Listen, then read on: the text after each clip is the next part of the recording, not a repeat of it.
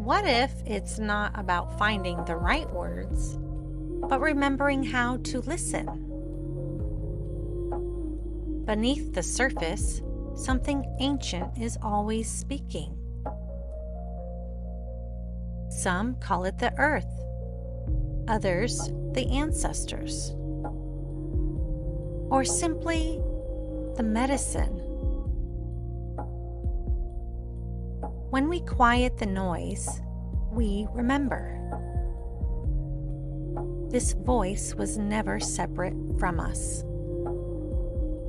Not broken, not lost, just remembering. Welcome to the voice of the Mycelium, ancestral memory, and the medicine of connection.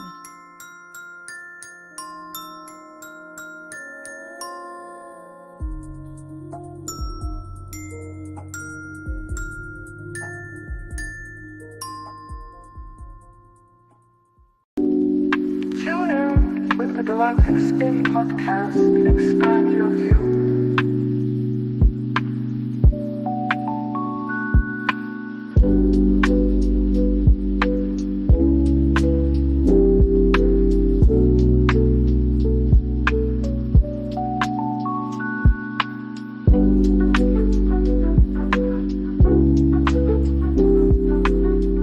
In Lakesh and greetings. Greetings to one and all out there tuning in with the Galactic Spin Podcast. My name is Mikuak Rai, Kin 126. Joined by my brother Rubén Llinás, Kin 113. In Lakesh, dear brother Rubén. How you doing? In Lakesh, brother Makua, again, honored to be here on this episode 40 of the Galactic Spin. 40. Yeah, 40 weeks, like 40 also in medical terms, pregnancy is That's 40 weeks. So we are in that gap from the 260 to the 280 days. Wow. 40 weeks is 40 times 7, so it's a fractal of 28, 280 days. And yesterday we were entering the last 100 days of our sacred pilgrimage to the golden intersection of timeless. We are going to speak a little bit about that today, and also honored to have today's guest. We have a really amazing, profound, and grounded conversation. So everyone is going to enjoy so much the presence of Xóchitl tonight. Yeah. And also we have more to show today to share with our audience about the new almanac. So we are so thrilled to be on this path. This is our first episode of the last 13 episodes of the Galactic Spin. Right. Look at that. We're making our last quarter run here up to the get, really. And so, yes, very special timing and essence tonight. It's going to be a wonderful presentation. Big shout out to Ishel for that beautiful opening video. Glad to have those back now that I've returned here as well, and we're just kind of getting back in sync with the next episodes to come. But certainly beautiful job from her on that. And a special shout out as well to Delia Sky for contributing the Arctara synchronotones that we do here at the end of each of those opening transmission videos. Very, very, very special. So for those who know, they know. And I want to encourage people to visit arctarablog.com to learn more about what Delia is offering in terms of those tones and just the nature of them, the purpose of them, to really get us tuned in as we continue to make this transition. It's a powerful time for sure. Also to mention today being a 7/7 portal in the Gregorian calendar for numerological purposes. Want to certainly highlight the 7/7 portal. Just also, as we mentioned, that today does mark 99 days. So there's another, beautiful master frequency, if you will, just to really indicate to us what's underway. And so much to share. I mean, I've had a remarkable transit back from New York, coming back to Los Angeles, and just reintegrating being here, Yes. with a lot that I took the time to really travel through some very, very sacred lands Hmm. across I-70 West. For those who might be familiar with the highway systems here in the United States, I-70 West, I took that basically from St. Louis Hmm. to, just outside of Los Angeles, really. So Yeah. on into Nevada. So very powerful, powerful energy, just in terms of being able to see those mountains and really connect with the elements in that way. Just to visit those lands, very significant, especially at this time where the grounding is really, I think, a most important opportunity. Yes. And bringing the frequency. Yeah, yeah, bringing that medicine and receiving that medicine, really, Yes. because Yeah. really for me it was more a matter of repair and preparation for what's ahead and Mm-hmm. what's to come, and a proper orientation to, how we are rooted as indigenous peoples around this earth, and the places where we've been and where we have connection with, that in some cases those connections have been distorted or impeded, though there's nothing like going and connecting in these particular locations ourselves for that transference, for that healing, for that support, really. Yeah. So, yeah, with all that said, we give thanks for everybody tuning in tonight. If you're in the chat, we say peace and blessings to you out there, wherever you're tapping in from. For those tried and true who've been making this journey together with us energetically, we give you a special big shout out of love and gratitude for your participation and your presence on the Mm-hmm. planet at this auspicious time. So let's tap in with that Earth's pulse and get right on into it. Yes.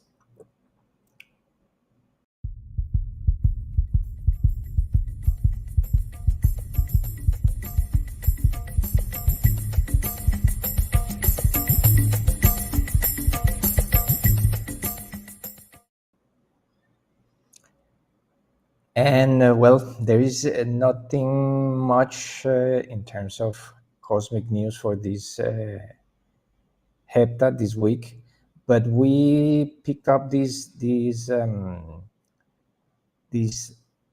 article today from space.com because the header, the time machine reveals hidden structures in the universe's first galaxies, really caught up our attention.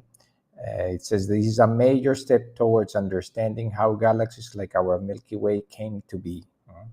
And it's a short but very interesting article about how the scientists at the ALMA telescope, and they created like a little time machine to go back in time to the origins of this part of the galaxy, and from the story of the universe from this part of the galaxy. And I'm going to read a little bit about the article. It says this has revealed previously hidden structures within the universe's first galaxies, which could help us understand how the modern cosmos, including our galaxy, the Milky Way, took shape.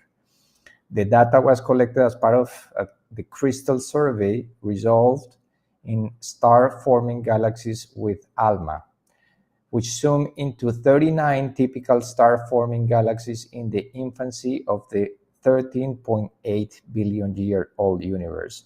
So we can see those interesting numbers because according to astrophysicists, there is a 13.8 billion year timeline that we are uncovering, and those are Fibonacci numbers 13 and 8. The next serial cycle is going to have those numbers, actually 1.38, and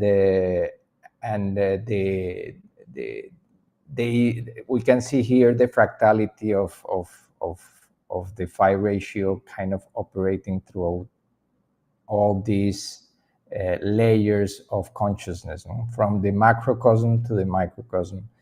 And there is also another story that we don't have here about an interstellar object that is entering our system and is going to go between Mars and the Earth. It's going to It's not going to be too close to the visible eye, but it's interesting to see how more and more of these interstellar and far-reaching objects are permeating our consciousness. We were covering last week the news about two nova stars being discovered, and now we are finding our origins of this galaxy and getting these strange visitors from outside the solar system that are reaching the peripheries of the Earth for us to study.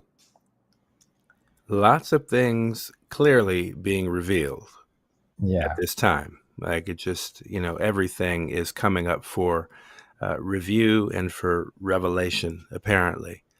It's just, whether it's in the galaxy or right here on Earth in terms of just these antiquities and these, physical claims as we look at the situation that's happening right here with immigration, particularly in the United States, against that backdrop of these other revelations of who we truly are as indigenous people to the Earth and what that actually means for us as it relates with interfacing with these old structures, these antiquated structures that are clearly in their own ways just attempting to survive.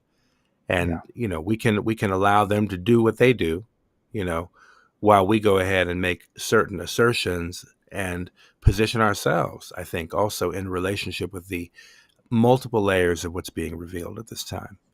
I want to also mention, as we look at this Earth's pulse, one of the big pulse points for the past couple of days was the observance of Co-ops Day. And I know we've announced that in the last moon, in the crystal moon of cooperation, we really emphasized a lot to do with the co-ops. And we also mentioned that Kin 103, the blue crystal night, just a couple of kin ago, would be the code and the coding synchronizing with the UN observed International Day of Co-ops. And the reason I mention that is because it really does matter in terms of revealing new systems, as we've been holding the space in our work for years at this point, for the systems change, for the paradigm shift. What's also revealing, as we see in the galaxies and the recognitions through those lenses, we have similar galactic consequential level realizations happening here as well. And I would say realignments even, like there's a real reconfiguration underway. And for those who know, they know, and people tuning in with the Earth also are, knowing and learning how to trust and how to move with where the energy is moving us. And if you're told to go somewhere or be somewhere, or, just trust that, like when you know that you're in alignment to the service of the greater good, so you can lean into that. And so just as we're seeing these reflections, I wanted to mention that because Co-ops Day is a frequency. This whole year is actually in the 2025 year. We also know International Year of Cooperatives, as well as October being the International Month of Cooperatives. Very important to continue to mention these things because you're going to realize more and more the importance of shifting from a capitalist ethos or time is money mentality into a literal cooperative economics framework on a global scale that functions at the frequency of time as art. That's really what it is. We have to participate and cooperate in this weaving together, though. It's not passively going to happen. It's going to happen when we really effectively make those decisions to move in that direction and to actually assume the position that we can actually rightfully claim. Yes. And we'll unpack that more as we go. And that's the beauty of the conversation that we had today, because we went kind of deep into that aspect of community and grounded awareness of what that is requiring from us at this point. Yes. Because we are all in this together, and we mean all. The good, the bad, and the ugly. So it's requiring us to get more in connected, more in community. The internet and these technologies are great for the ability to have this broadcast and this long distance connection, but the connection on the ground is so important to just having meeting face to face and having that kind of weaving of relationships and community is so important. And it's going to be more important the more we approach the coming years. Yeah. Absolutely. Absolutely. So let this space be a space where that's encouraged and where we explore that with others like our guest, Xóchitl, whom we'll hear from here momentarily. So grateful for her participation. And just, yeah, as you're saying, like really grounding in where we are, connecting where we are. That's what we're saying even for the golden intersection of timelines is get in the heart, get in the earth. Wherever you are, get into nature, and in that be in your heart. And be present to everything that's for you, because it's a wonderful wave of transmission, of exchange, of opening that we can anticipate for sure.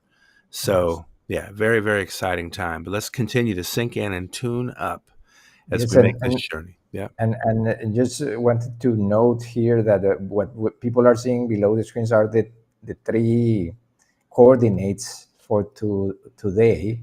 So on the center we can see that 161703. That means that in 100 days we will have 5 days, and we'll be actually on ground zero of the golden intersection at the center of the center. Ooh.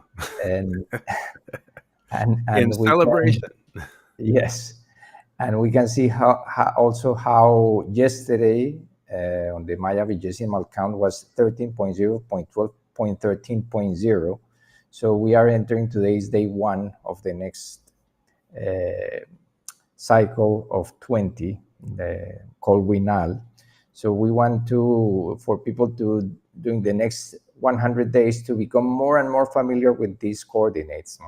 What we see on the left is the Galactic Maya count. On the right is the ancient Maya long count, and at the center is the Gregorian count of days, uninterrupted count of days since its inception on October 1582.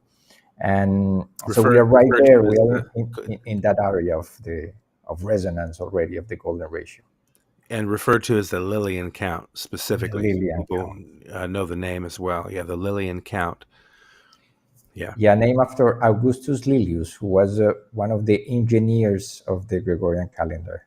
And that only, I think it was engineers from IBM who took his name to use this count of days to simplify the math and simplify the accounting of days for scientific purposes.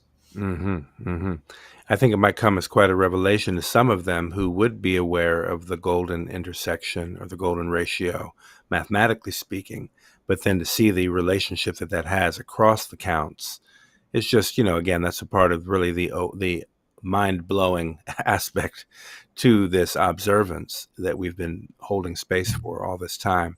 Though it would be very interesting to know that Lilius, in his expertise at the time of engineering the Gregorian calendar, how much he did know about that year 2025, when that would be that particular fractal ratio of the golden ratio. So, I mean, very, very interesting to consider that in terms of... Yes, especially because by the time 1583 already the golden proportion was known.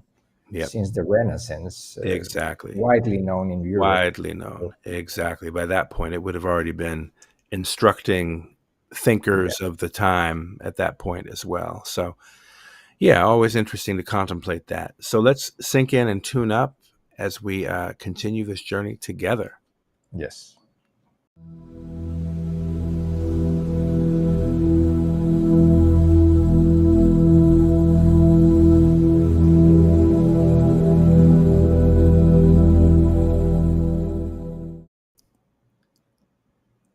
And as we've been indicating, currently we're completing the blue rhythmic storm year. And as I was thinking about this, in fact, it's the perfect storm. Like, it literally is that metaphor of being the perfect storm. It's like the perfect combination of elements, socially, spiritually, energetically, economically, like in any sense. It's the perfect storm to catalyze, which is exactly what that storm does, and catalyzing us into a deeper resonance of organization, balance, and equality. Like, it is that frequency this entire year.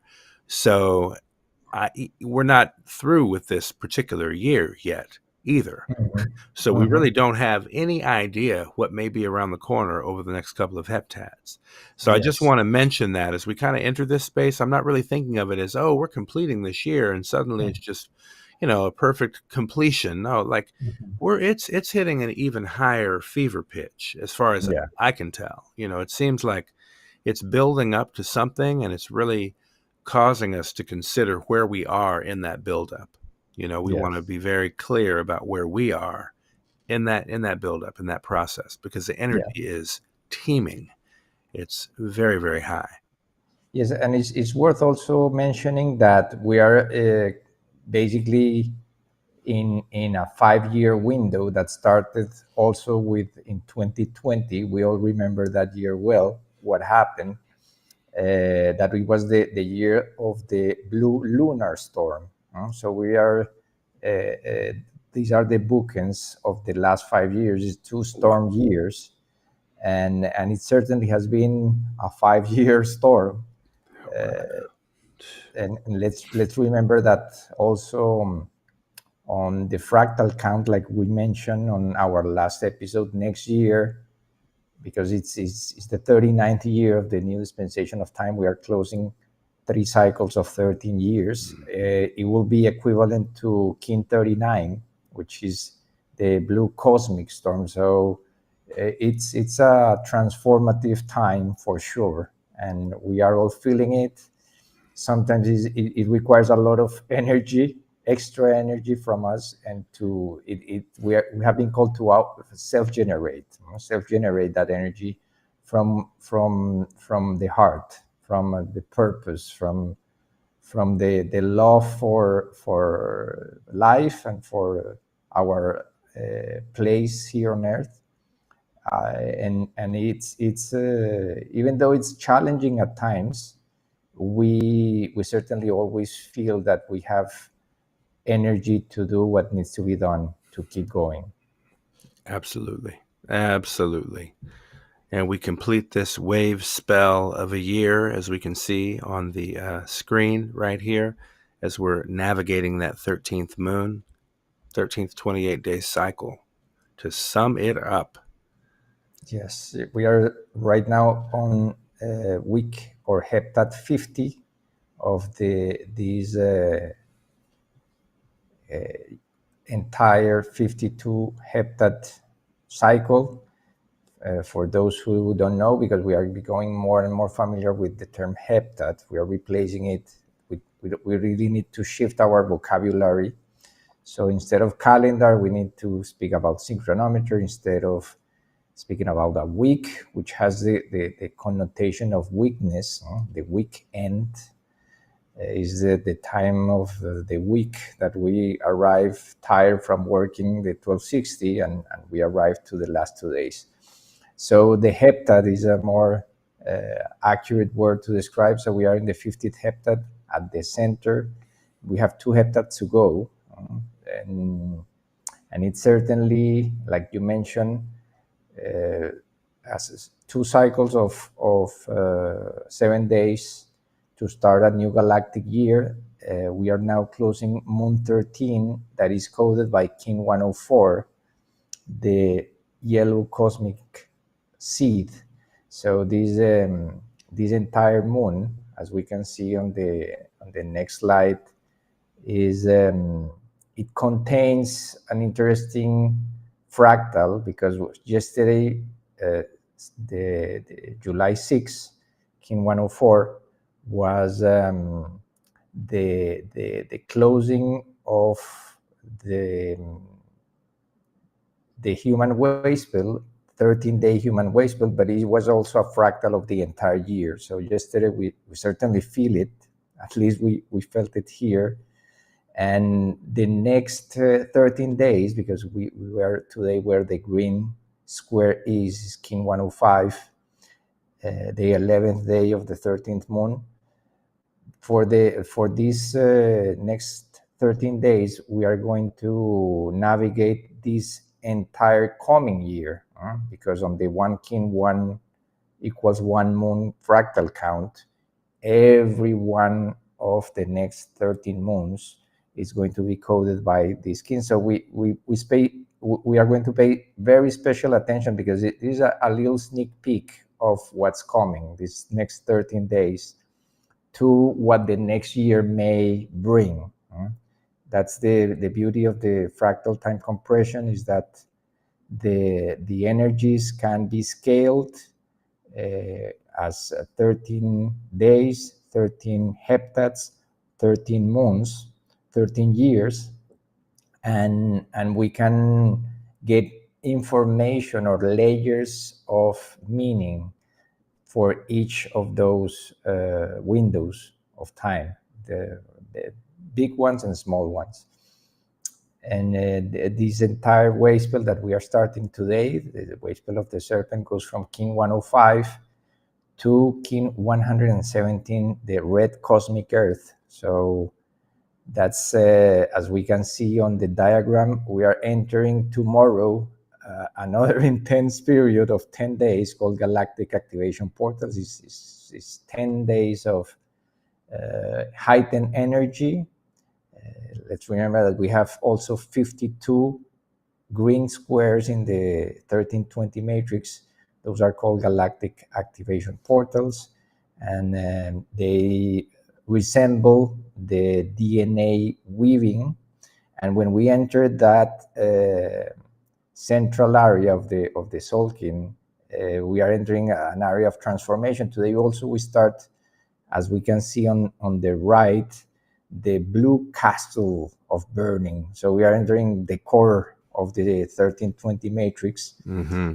And this is, as we know, blue transforms, and we have been speaking that we are in this blue year, and the next heptat is going to be also coded by the color blue. So this is a very transformative time, and these are 52 days that we traverse also what is called the mystic column of the Solkin, the central axis, and that's where we are going to start the year. We were covering that in detail on our last episode. We invite everyone to check that, because we really examine the potency of what is coming of the next year. What that means is in the resonant years, always the heart of a cycle of 13 years, and not every time we start a cycle of 13 years at the center of the Solkin. So this is a very auspicious moment.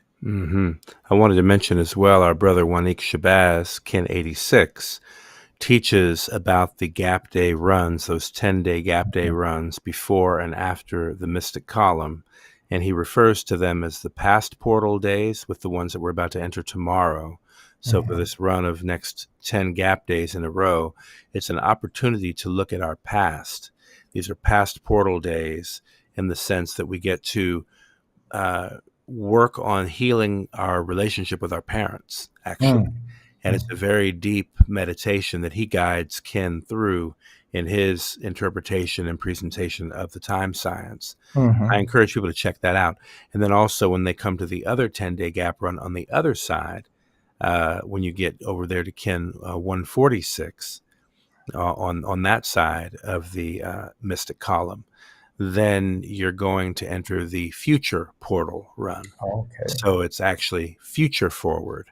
And in that, it relates to your children. It relates to momentum moving forward, and how we're healing to the future in that regard.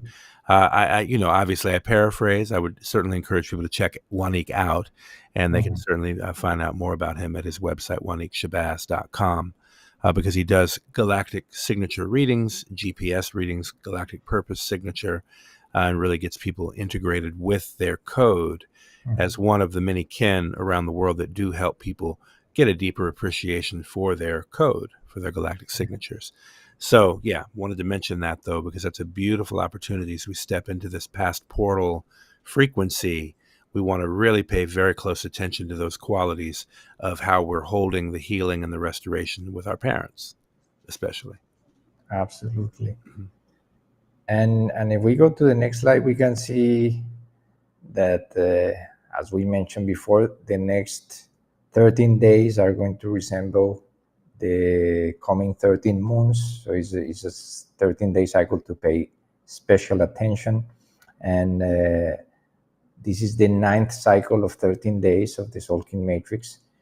And it's precisely tomorrow is the clear sign number 9 also of prophecy. Let's remember that today we are 99 days away of the golden intersection. And on Kin 114, which is the galactic signature of John Lennon, we will commemorate 80 years of the Trinity event, which is kind of the trigger of the current timeline that we saw a couple of weeks ago enter into a little bit of a replay of this nuclear fear that they want to bring back. And of course, 80 years is the span of 4 generations, 4 cycles of 20 years. So it is certainly an opportunity to meditate on the path forward, and especially because the day before, that happens to be my galactic return, is Kin 113. It's the sum of Hiroshima and Nagasaki. Hiroshima took place on Kin 55, Nagasaki took place on Kin 58, which adds to 113. And we covered this nuclear crisis that we witnessed one Heptat ago. And the President of the United States came a week ago saying that he compared actually the bombarding of the nuclear facilities in Iran as Hiroshima. So these are like movies that play in consciousness over and over until we have the ability to redeem it and really overcome it. We trust that this is going to be an opportunity, being this the cycle of life force, surviving, and instinct, that we have the capacity to really bring back that life force that wants to be siphoned from us through the news, through the events happening on Earth. Yeah. That we feel every day, those of us who are in the social media environment, we have to take some distance sometimes just to be able to really integrate and process, have the awareness of what is happening, but not be caught up in the drama. Our guest there is going to speak a little bit about that today. Yes. Just comes to mind the idea of practicing the hygiene as it relates to these tools. You have to practice hygiene as it relates to the social media feeds and things like that. Just general hygiene, right? I also wanted to make conscious something Ishel brought up in the chat, and people are chatting about it, but it's real. And the fact that when we look at the fractal of one heptad is equal to one kin, right? We know the coding of that currently, for, as you said, we're in the 50th heptad of the cycle, and the kin associated with this current heptad is 102.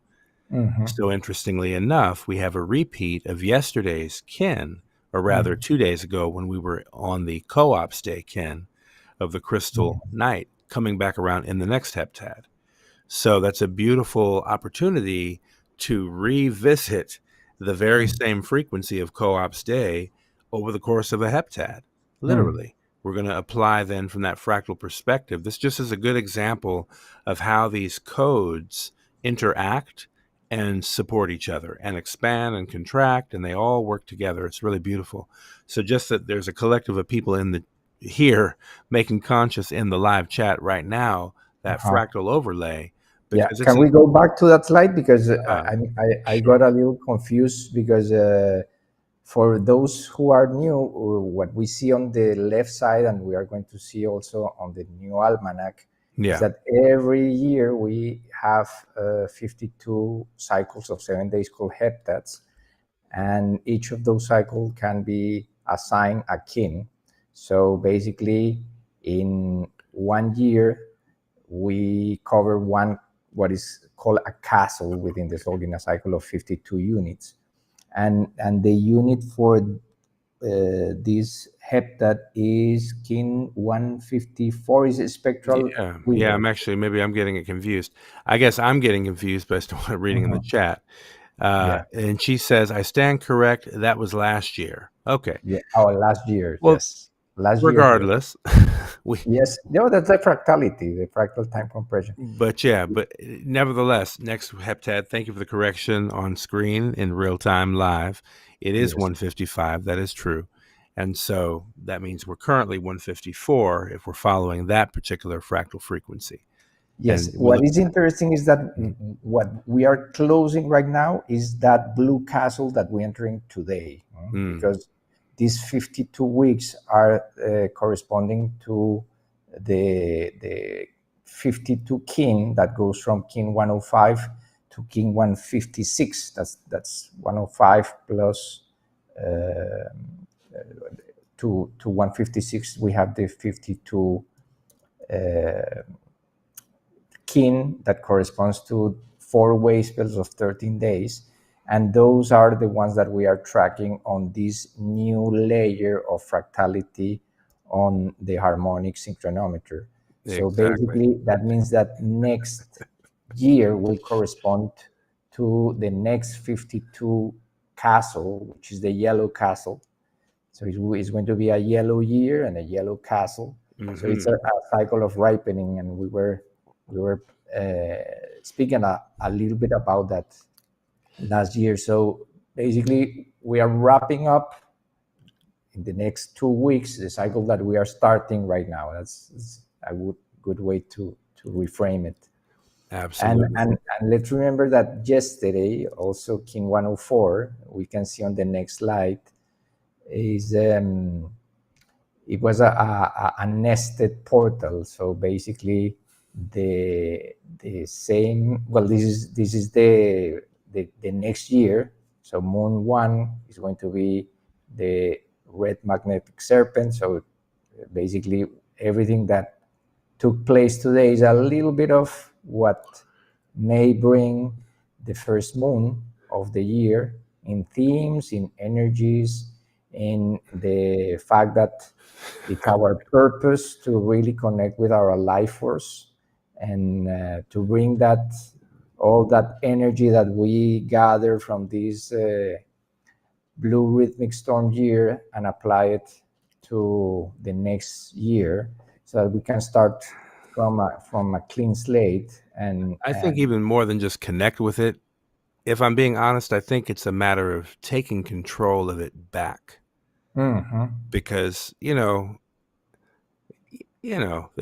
is one of those aspects of us as our human nature that gets manipulated, it gets exploited, it gets taken out of our actual control. Like it's a very challenging energy to keep under control. You know what I mean? And we're constantly being manipulated at that level in the 3D by all the systems, by the way it's designed and set up. So I would say that even moreover, what we're looking at is a preview over these next 13 days, starting today, on the 7/7 portal, by the way, for what's really going to be a reclamation of our fundamental creative energy, period. Because for centuries at this point, it's been used against us. that's been manipulated. And not only that, it's also we've been made to feel ashamed of it in all sorts of other layers through the church and all these other institutions where we only relate to it usually in a very distorted way. Yes. And I mean, I'll certainly speak for myself. That's been my experience with it. Yes. So learning how to navigate that coherently, that's, I think, one of the biggest opportunities that this coming year is going to lay out for us. And we're going to get a preview of that over these next 13 days through the gap run.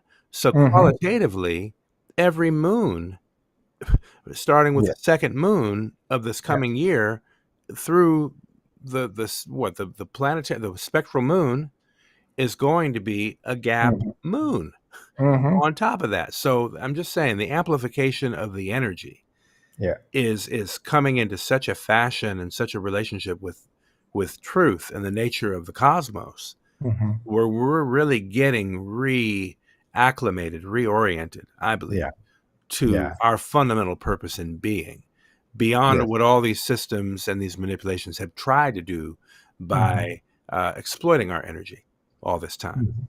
Yes. So, and let's also keep in mind that because 105 is the frequency interval between the galactic count of 260 days and the lunar solar count of 365 days. 260 plus 105 is 365. It was on 7/7 of last year that we were closing a galactic spin number 52. So basically, this new galactic spin that we are navigating it's connected with that 7/7 portal of 1 year ago today, and that brings us back to the heart of the matter, which is that we are entering this blue castle, as we can see on screen. On the left of on our left, we see the 13 moons that goes from 105 to 117. At the center, we have a map of 52 moons. Those 52 moons are split in 4 years. So basically, every 4 years, we complete 52 moons. The next year, 2025 to 2026, is going to be the first wave spell of this central castle of the Tzolk'in, this central cycle of 52 units. But this is going to be 52 moons. So the next 4 years, we are going to be navigating that central castle, which is a cycle of transformation. So it's the key word right now is surrendering to that transformation. And this cycle will close in 2029 with the yellow wave spell. And so we have here is the serpent wave spell is the first one. Then we have the mirror wave spell, which is a white cycle that would be 2026 to 2027. Then we will have the monkey cycle.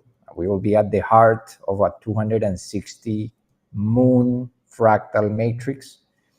And from 2028 to 2029, we will be in the seed cycle of 13 moons.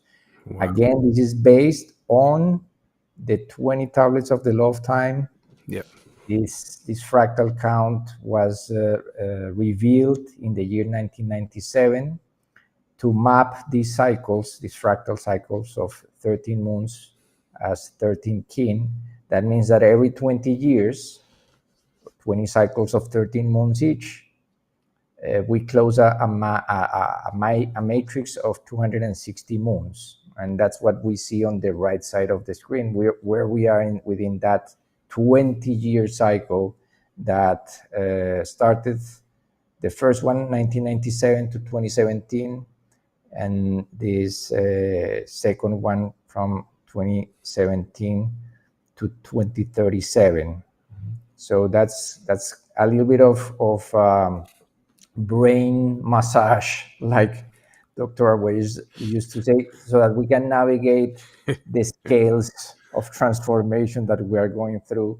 Yeah. We are entering again the blue castle of 52 days today, and in the next moon, the coming day 1, July 26, 2025, we will be entering a 52 moon castle of 4 years. So just to keep that in mind and wrap it up in a way that we can all comprehend and keep the awareness of, so that whatever comes our way, we know that we are in the heart of this cycle of transformation, and not to lose sight of that. Wow. Yeah, you got storms, you got serpents shedding their skin, you got all sorts of allegories and situations wrapping us up in this energy. So powerful. So powerful. Yes, and this is a little recap of that. We were yesterday saying that we were in a nested portal, King 104, Moon 104, the cosmic seed, coded by also the numbers that add to 52, tone 13, solar seal 4 times 13, 52. And yesterday was a special window, because we were on, we can go to the next slide. We were entering the 100 days to the golden intersection, but 260 days ago we were entering the last tune. So we already presented this slide a few episodes ago, but we are presenting it again because it's relevant. Because yesterday on the indigenous Maya count was the day 8 Ahau. That is the actual factual birth sign of Mayan king and sage Pakal Botan. So we have been emphasizing that this prophetic figure is the director of the orchestra, or the architect of this entire prophetic stream that we are navigating right now, and that is a prophetic stream that keeps unveiling more and more layers as we move forward. So we nickname that entrance to the last tune as a prophetic synchronization in tune with the tune cycle.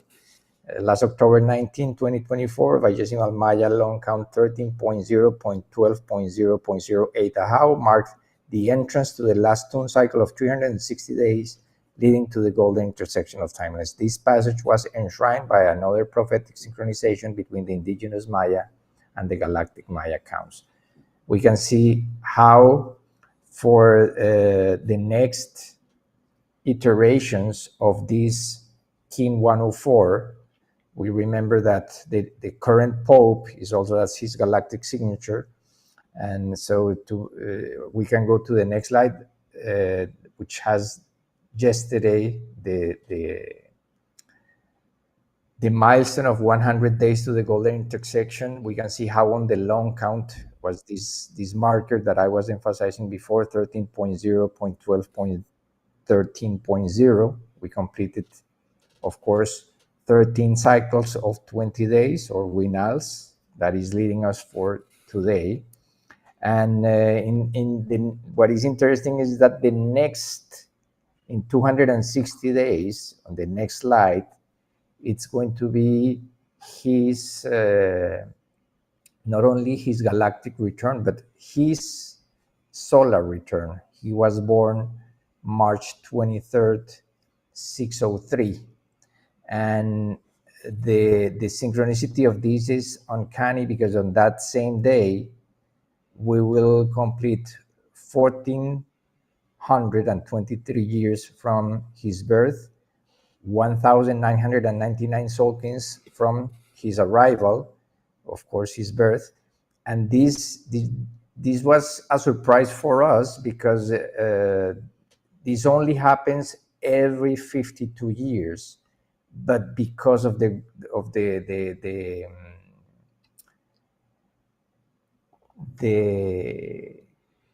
leap day rule, I don't know how many days have elapsed from 1582, the installation of the Gregorian calendar, to 2026, but it's probably a difference of days that makes this go back to this point of synchronization, that the same day that he was born, March 23, 603, is going to be again Eta Hau.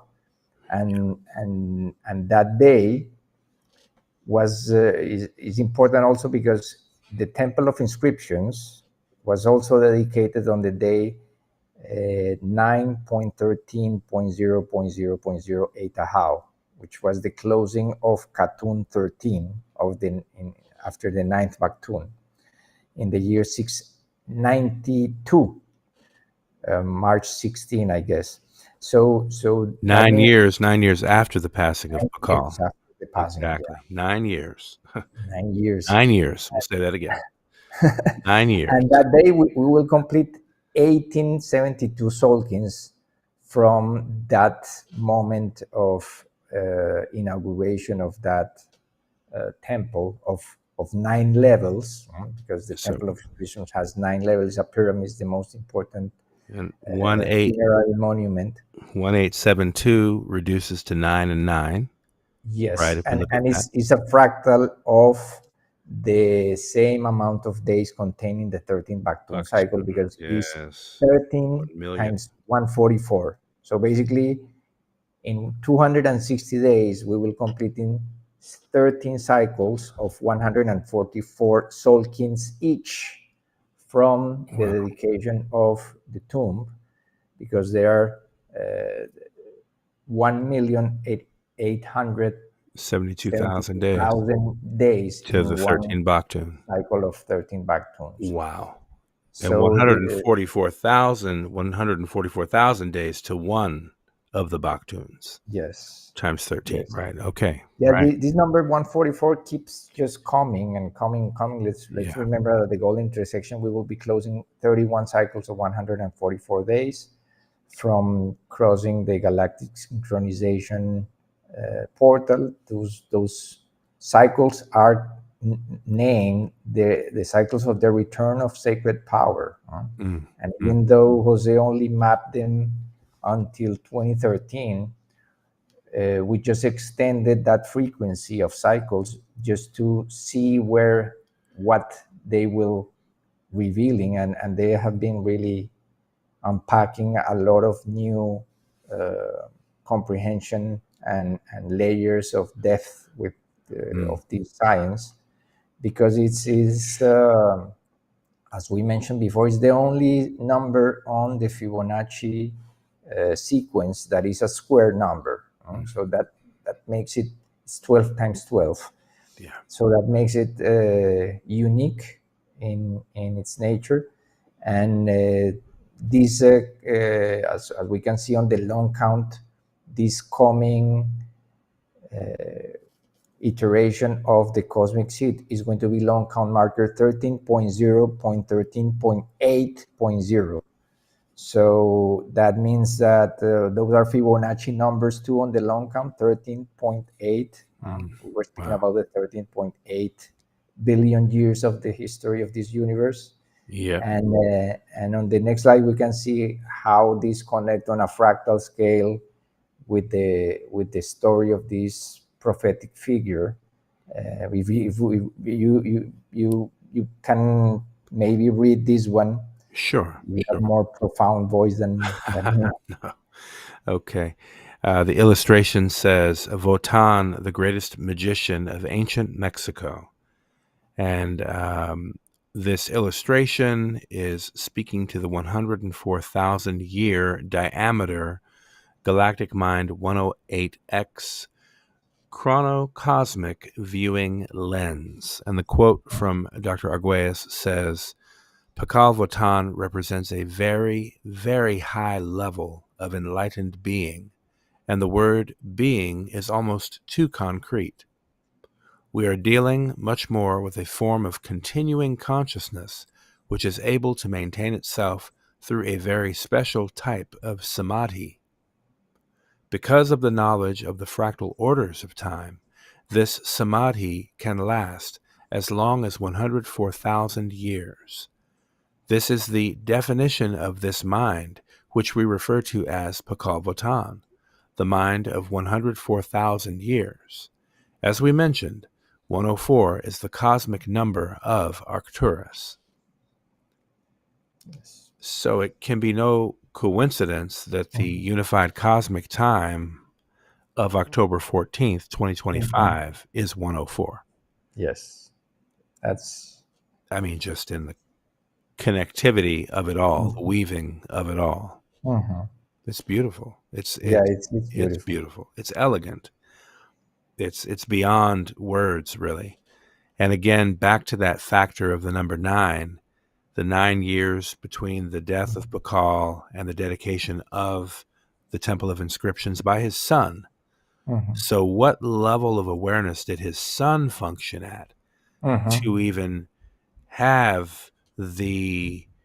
It's almost as if Pakal was transmitting to the son from the other side of the veil, guiding him almost in effect. And I think I've read or seen something that even suggests that to some degree in relationship to the stelas at Palenque that depict the father and the son in the communication across to the other world between the son and the father. And that being the very son that erected this amazing Temple of Inscriptions that is a house of codes. It's completely encoded top to bottom. What to mention that 4772 future year projection at the top of the temple.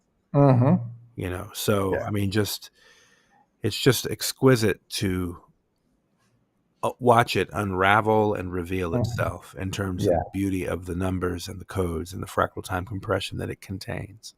Yeah, and how it connects to the golden intersection, because as we mentioned, well, this energy of Ada Howe was basically opening this last cycle of 360 days, the tune cycle 13 that we will be closing on October 14, 2025. And let's remember that at top of the Temple of Inscriptions is this, on the west panel, is this date in the future that speaks about the closing of the 20 back tunes on October 13, 4772, and the start of back tune 21 on October 14, 4772.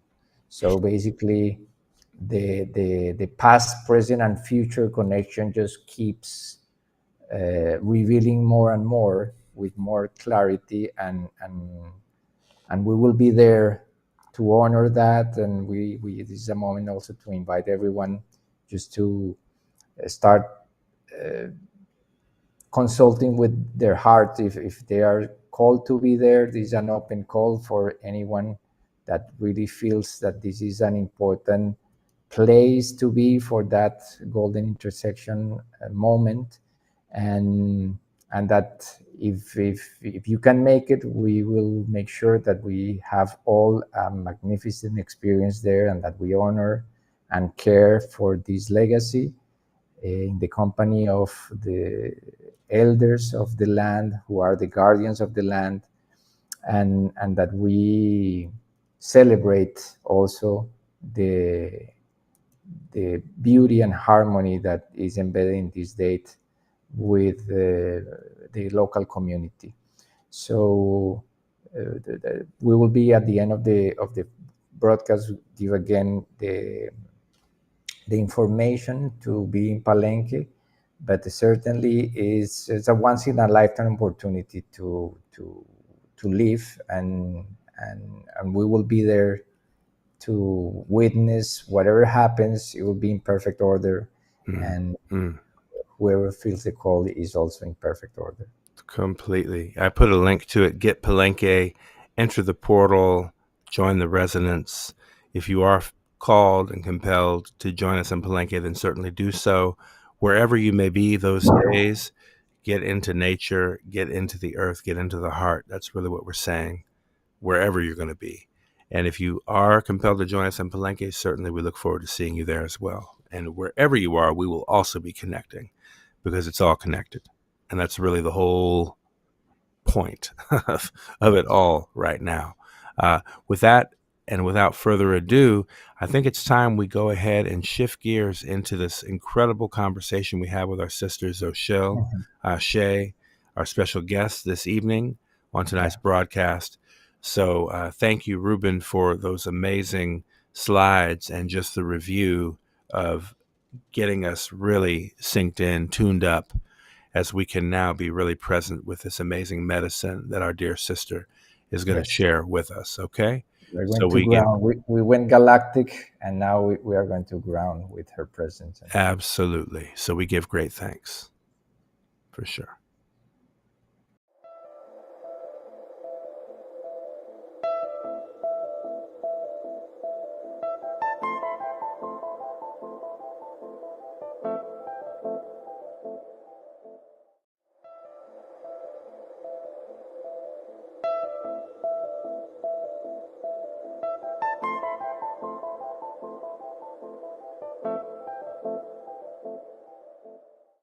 In Lakesh, and welcome to the conversation here in this auspicious episode 40 of the Galactic Spin Podcast ceremony.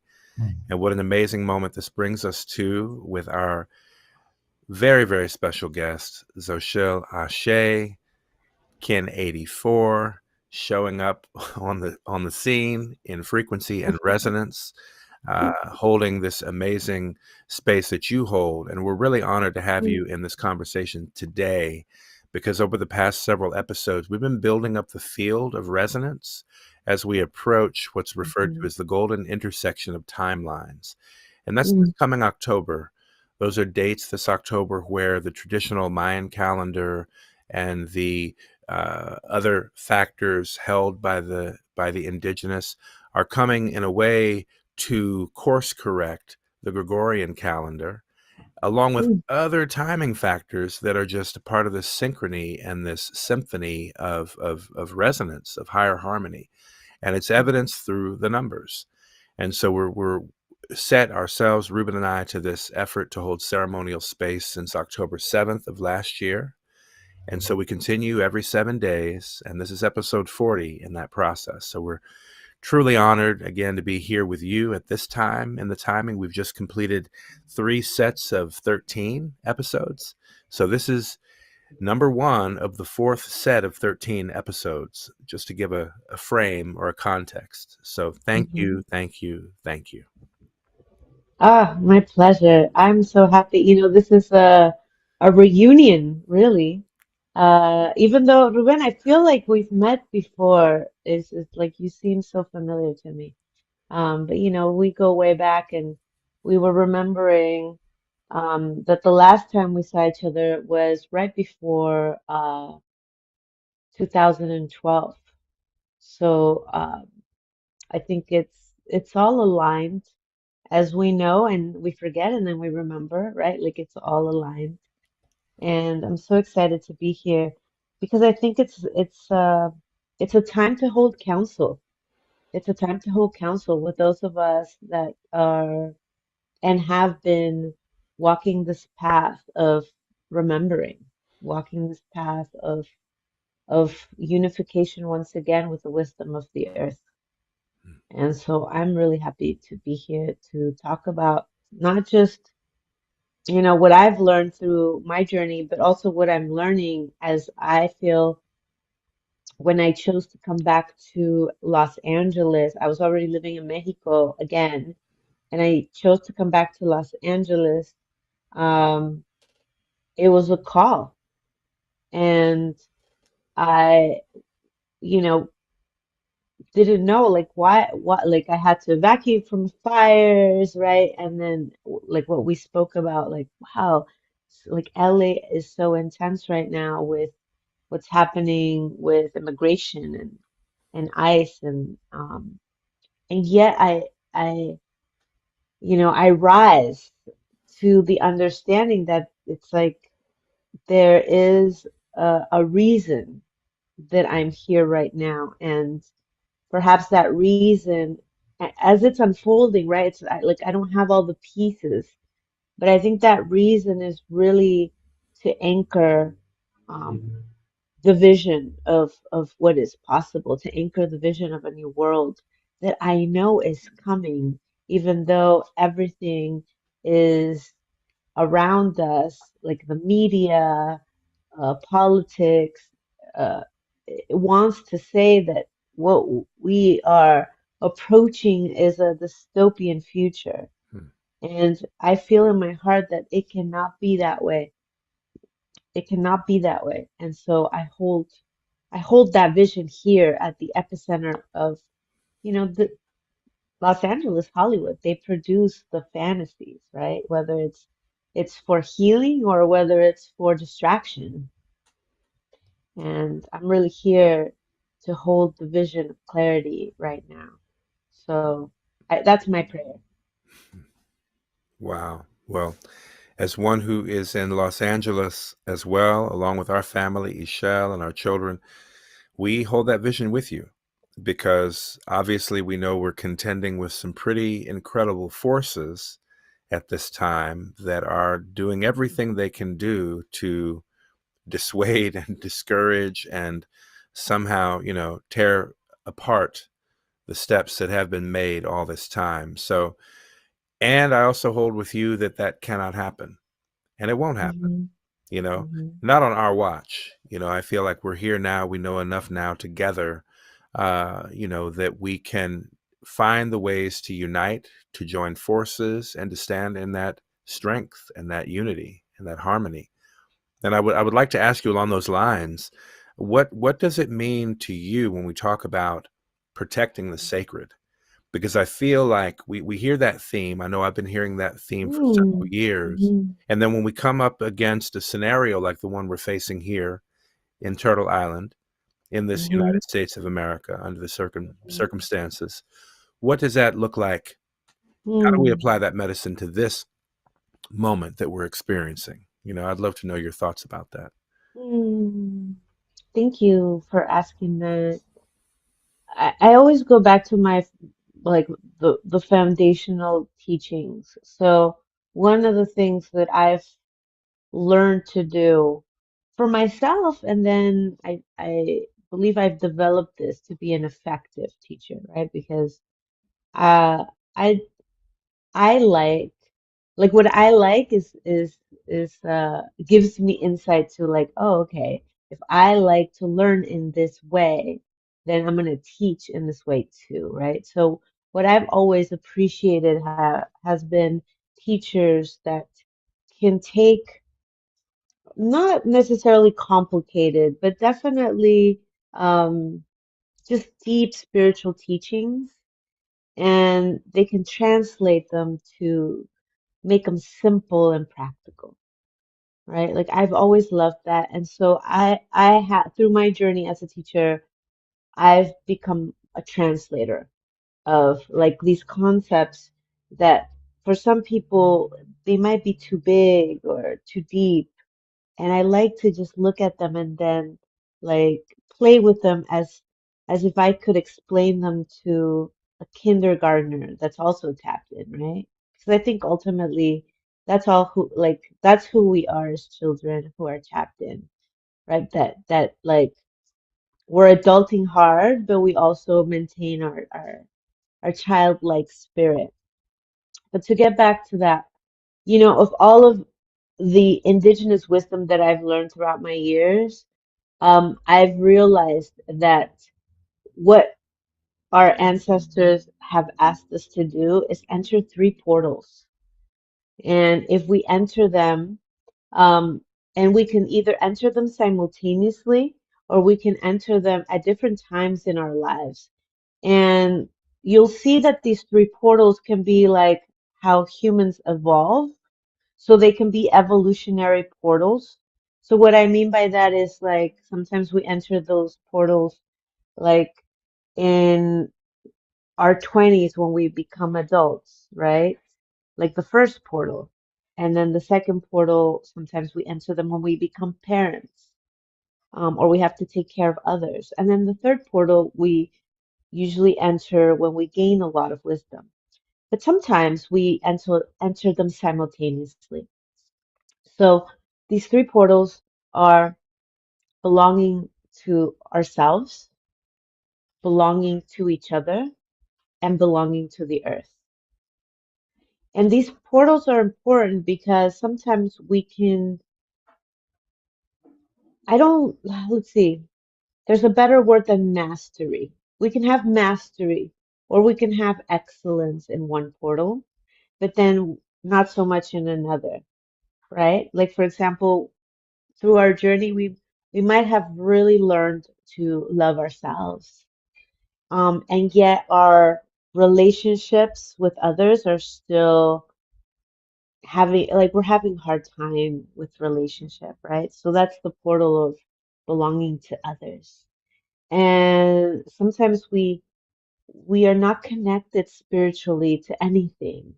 And finally we learn like, wait, like, what do you mean I'm not connected? I've always been connected. And that connection isn't to like a God in the sky only, right? But it's a connection because I am already like I am earth. Like you talk about the elements, right? Like I think when I really work with elements, to me, it's how I get the closest to earth. Like, right? Like earth, earth my breath, right? Earth my fire, earth my everything.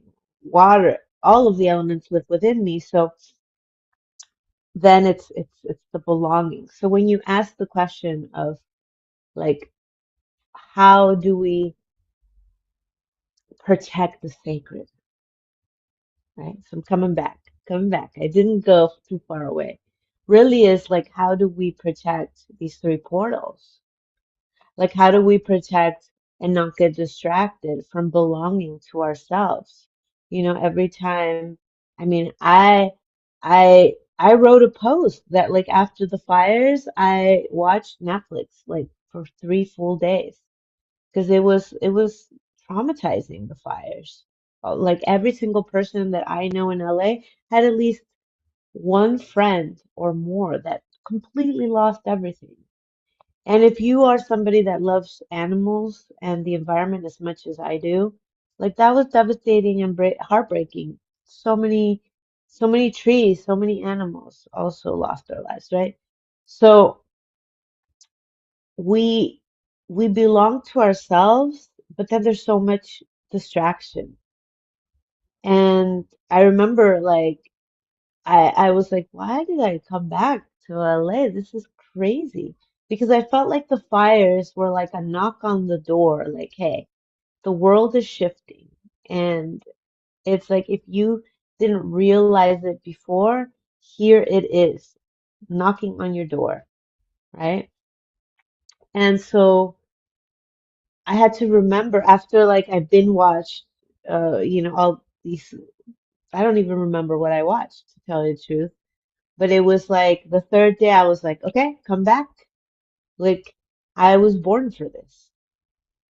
That I was born for this. Kin 84 somehow, right? Like the stars that were aligned, the planets that were aligned while I was born decided that, right? Or I decided that I was going to be born at this time. And therefore there's no accident. Like I don't believe in a God that doesn't provide everything I need for this moment. I don't believe in that. I believe in Pachamama, the Mother Earth, Tonantzin. I believe in the Great Mother, and I believe in a spiritual council that walks with me, my ancestors, that they would provide everything I need for this time, and that this time is actually happening for my empowerment to activate these things within me. So that's the first portal, remembering like belonging to myself. That's how I protect the sacred, right? The first portal. Second portal is belonging to others. And man, I think collectively we've really been having a challenge in that portal. And so how do we protect that sacredness of belonging to each other? Wow. I mean, this is all about community, which is really what I believe, you know, what's gonna save us. Like everybody has been looking for the Messiah. Like, is Jesus going to be born? Is Buddha going to be born again? But I think it was Thich Nhat Hanh who said, like, we don't wait for these messiahs. The Messiah is community. It's the Sangha, right? Like that's what's gonna uh, save or empower us back to creating a world that we all know is possible. So how do we protect that? How do we protect that sacredness of belonging? And these words are really specific. It's belonging. It's not like loving your others. It's belonging to others, right? Like in Lakesh, like you are my other me. I am, like that means that this is a dream where you are another part of me. It doesn't feel like it, but ultimately, if we're all one, right? Like this isn't just I mean this is like so many ancient traditions have been talking about this, right? It's not just like the Mayas and Lakesh. It's like it's worldwide. And then we talk about protecting the sacred of like belonging to the earth, right? Like how are we belonging to the earth or how are we not belonging to the earth? Like we can't, if we really belong to the earth, there would be no way that we'd want to hurt her in any way, right? And so protecting really ultimately, so to simplify all of this without, even if you didn't know like about the three portals and none of this, really protecting the sacred is protecting our belonging, not only our individual collective sense of belonging, but our earthly belonging. Yeah. That is a beautiful, beautiful answer. Thank you. Thank you very Hmm. much. I'm allowing that to really seep in because it's like elixir, honestly. Mm. And it's just a beautiful reflection. I can certainly attest to for myself that I'm navigating like we all are. And we look Hmm. out from our own vantage through our own life experience, through our own lived experience on a day to day basis. And as somebody who has been fortunate to come into a relationship of fatherhood a Mm. little later in my life than, say, like a generation later, practically, than most of my peers who do have children. Like they're Hmm. now having college graduates, whereas I have a 19-month-old baby. Hmm. And in relationship with his mother, who's a divine being, uh, who in her own way is obviously a reflection of me, that not, according to the codes, she's my challenge power. She's my Hmm. antipode power.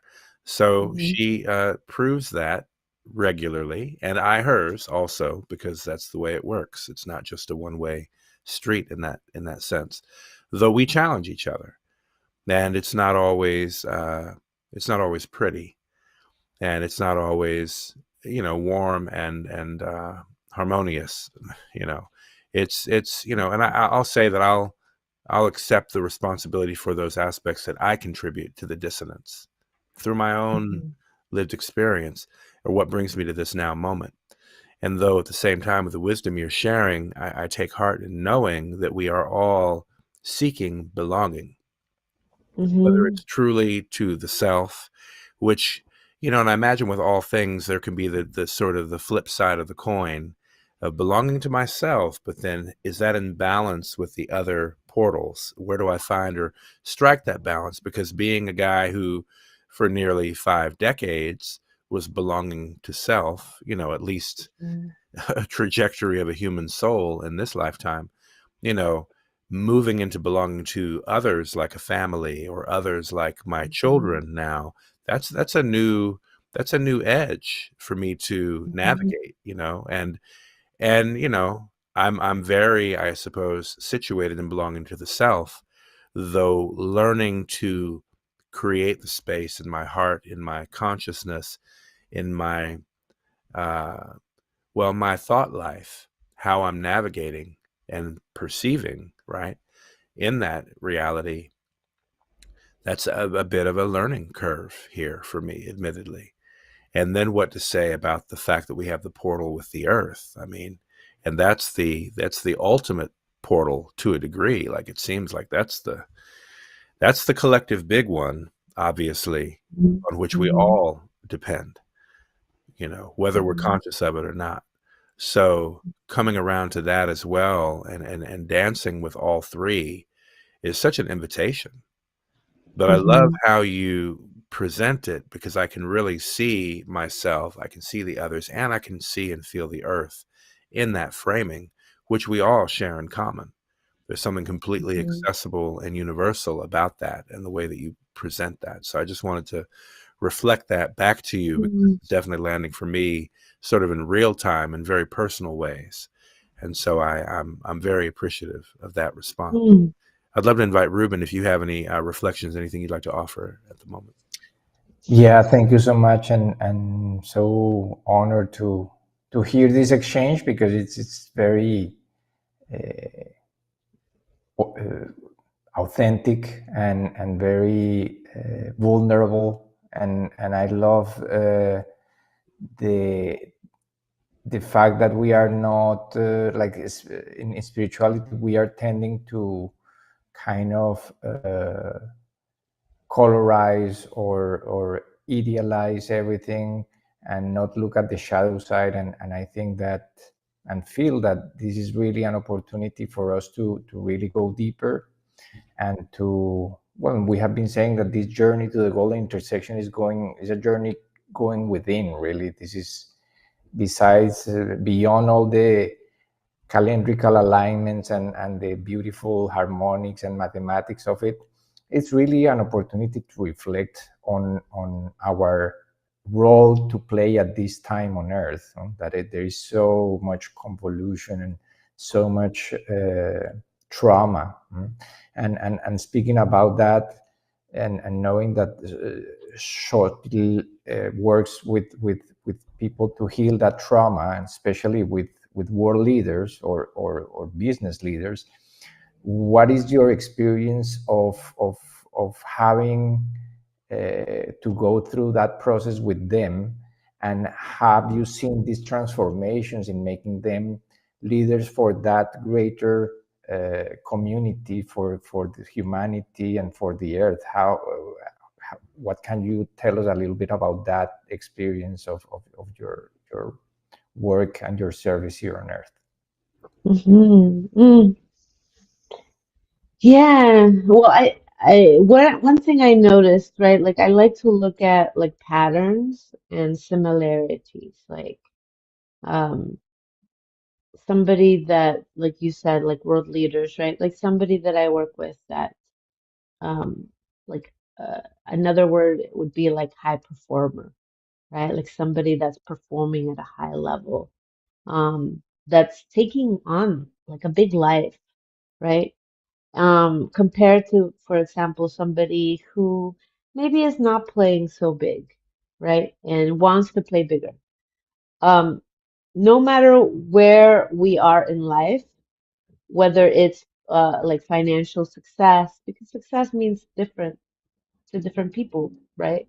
Whether that's like relationship success, health success, somebody that's like really, like I have a friend that like wakes up at 5 in the morning.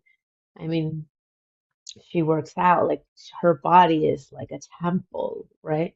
So no matter whether it's like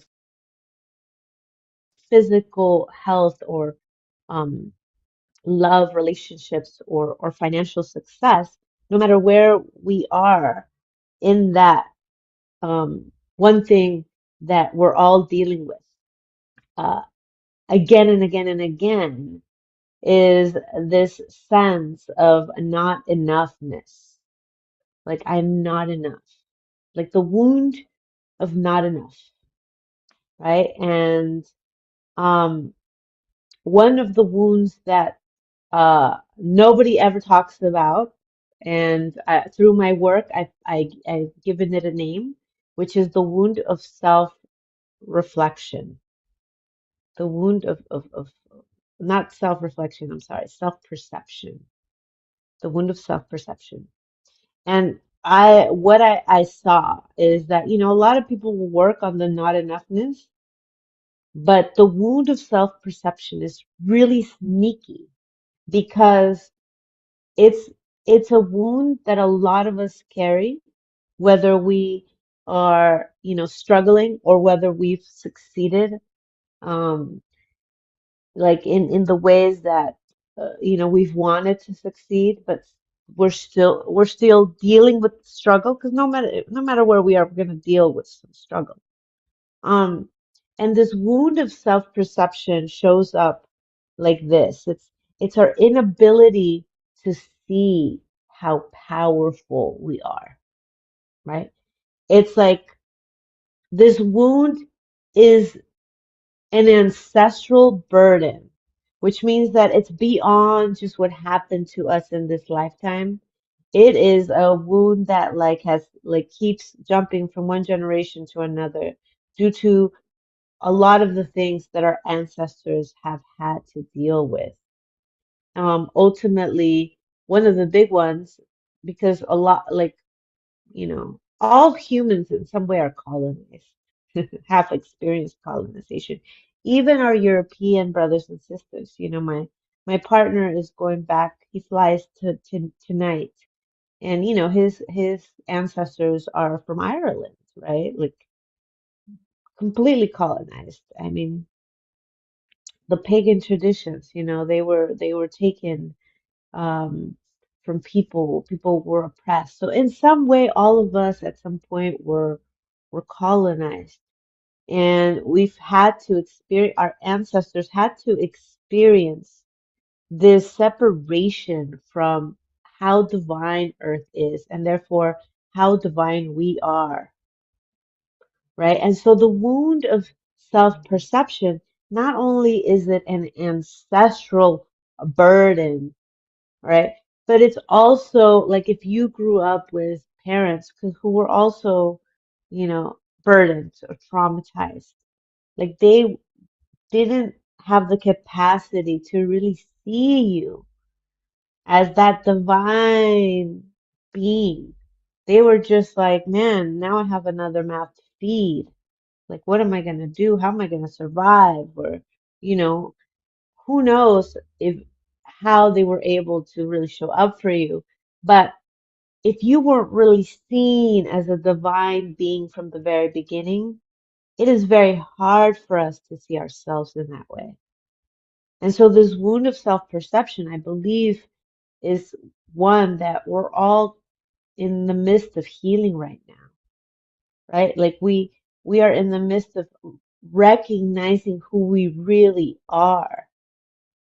Because if we recognize who we really are, I don't think that we would be doing so many hurtful, damaging things to each other, to ourselves, to the earth, right? Like at all, right? Like if for example, somebody living in Israel was looking at somebody living in Gaza, right? And they recognize like not only am I divine, but they are divine. Like what would happen, right? What would happen when we recognize each other's divinity, but not just as like lip service, like, oh yes, we're so spiritual, you're divine, I'm divine, but really like, wow, when, you know, my community is being completely targeted, right? Racially profiled here in Los Angeles. And man, does it bring up like disgust and anger for anybody who would take a position of an ICE agent. And man, do I have to remember they are divine too. Like, send them prayers of love to remember that, right? Like, that is, wow, that is the assignment right now, right? Not like in a spiritual concept that's out here, very airy, but like in a grounded, earth rooted way where it's like, are we going to really step into, you know? that we are divine and therefore others are? And are we finally going to heal this wound of self-perception? that we're all carrying. Because that actually is the root. It's like if you work on the wound of not enough-ness, it's right here, you know? Like it's like you got to go deeper. And that's the wound of self-perception. We got to heal that. Hmm. Thank you. Thank you. Yeah, I resonate so much with everything, every word you said. And I think we are all leaders. No? We are all, in our own way, leaders for our own selves, for those three portals that you mentioned. And this is such a reflection to see in that quality of divinity all these other beings that we tend to judge and discriminate as not being we tend to fall into spiritual superiority or spiritual status, that we have done more work or less work. We forget that we are all divine, and that this is a cosmic play on earth, that we have been probably the playing all these roles, no? Throughout our different lifetimes here on earth. But I want to invite Maku also to reflect a little bit on. Well, thank you for the context. Just as you say, the wound of self-perception, that definitely resonates. As I was kind of mentioning that idea of perception as well in our conversation prior. So it definitely lands, and it certainly seems like a focal point that we need to arrive to, because it is true. There's so much that will pull us into reacting based on what we're seeing happen in the day-to-day situation, particularly depending upon proximity or how you're affected by people you may know directly or personally. Though, of course, with and beyond that, and much deeper than that, is the fact that we're all the same, essentially. Hmm. And how do we get to that point of anchoring in that, remembering that we're not just forgetting? Because I feel like we live in a state of perpetual forgetting. So we may remember it for a moment, but then we're going to forget. And I go through it every day myself. I can, as I sit here and reflect, I can count the multiple times just in the past week that I've found myself forgetting. And whether that's me forgetting again because I'm reacting to something I'm hearing in the news, or I'm reacting to my partner, I'm reacting to a driver, and whatever the case may be, everything is an opportunity to remember and to maintain that memory. I think that's the opportunity as well. They say that, when you come into the incarnation, one of the prerequisites is that you have to suffer amnesia. So it seems like we do inherently go through a memory erase or some type of disconnection from the continuity of our memory field when we take on a body and we take on a personality, we take on a new life. So it makes it even more adventurous, as Rubén said, to consider we've been everybody at this point. So I forgot that I was that jerk that I just found myself yelling at last week, but I was that jerk last lifetime. And that's perhaps why I'm encountering that personality in this lifetime. Am I going to come to accept the unanimity, the unity of us now, or am I going to push it off for a future remembering? But all that said, I appreciate the fact that your medicine, in just your words, is allowing a moment of pause in the busyness that seems to constantly be happening in our lives anyway.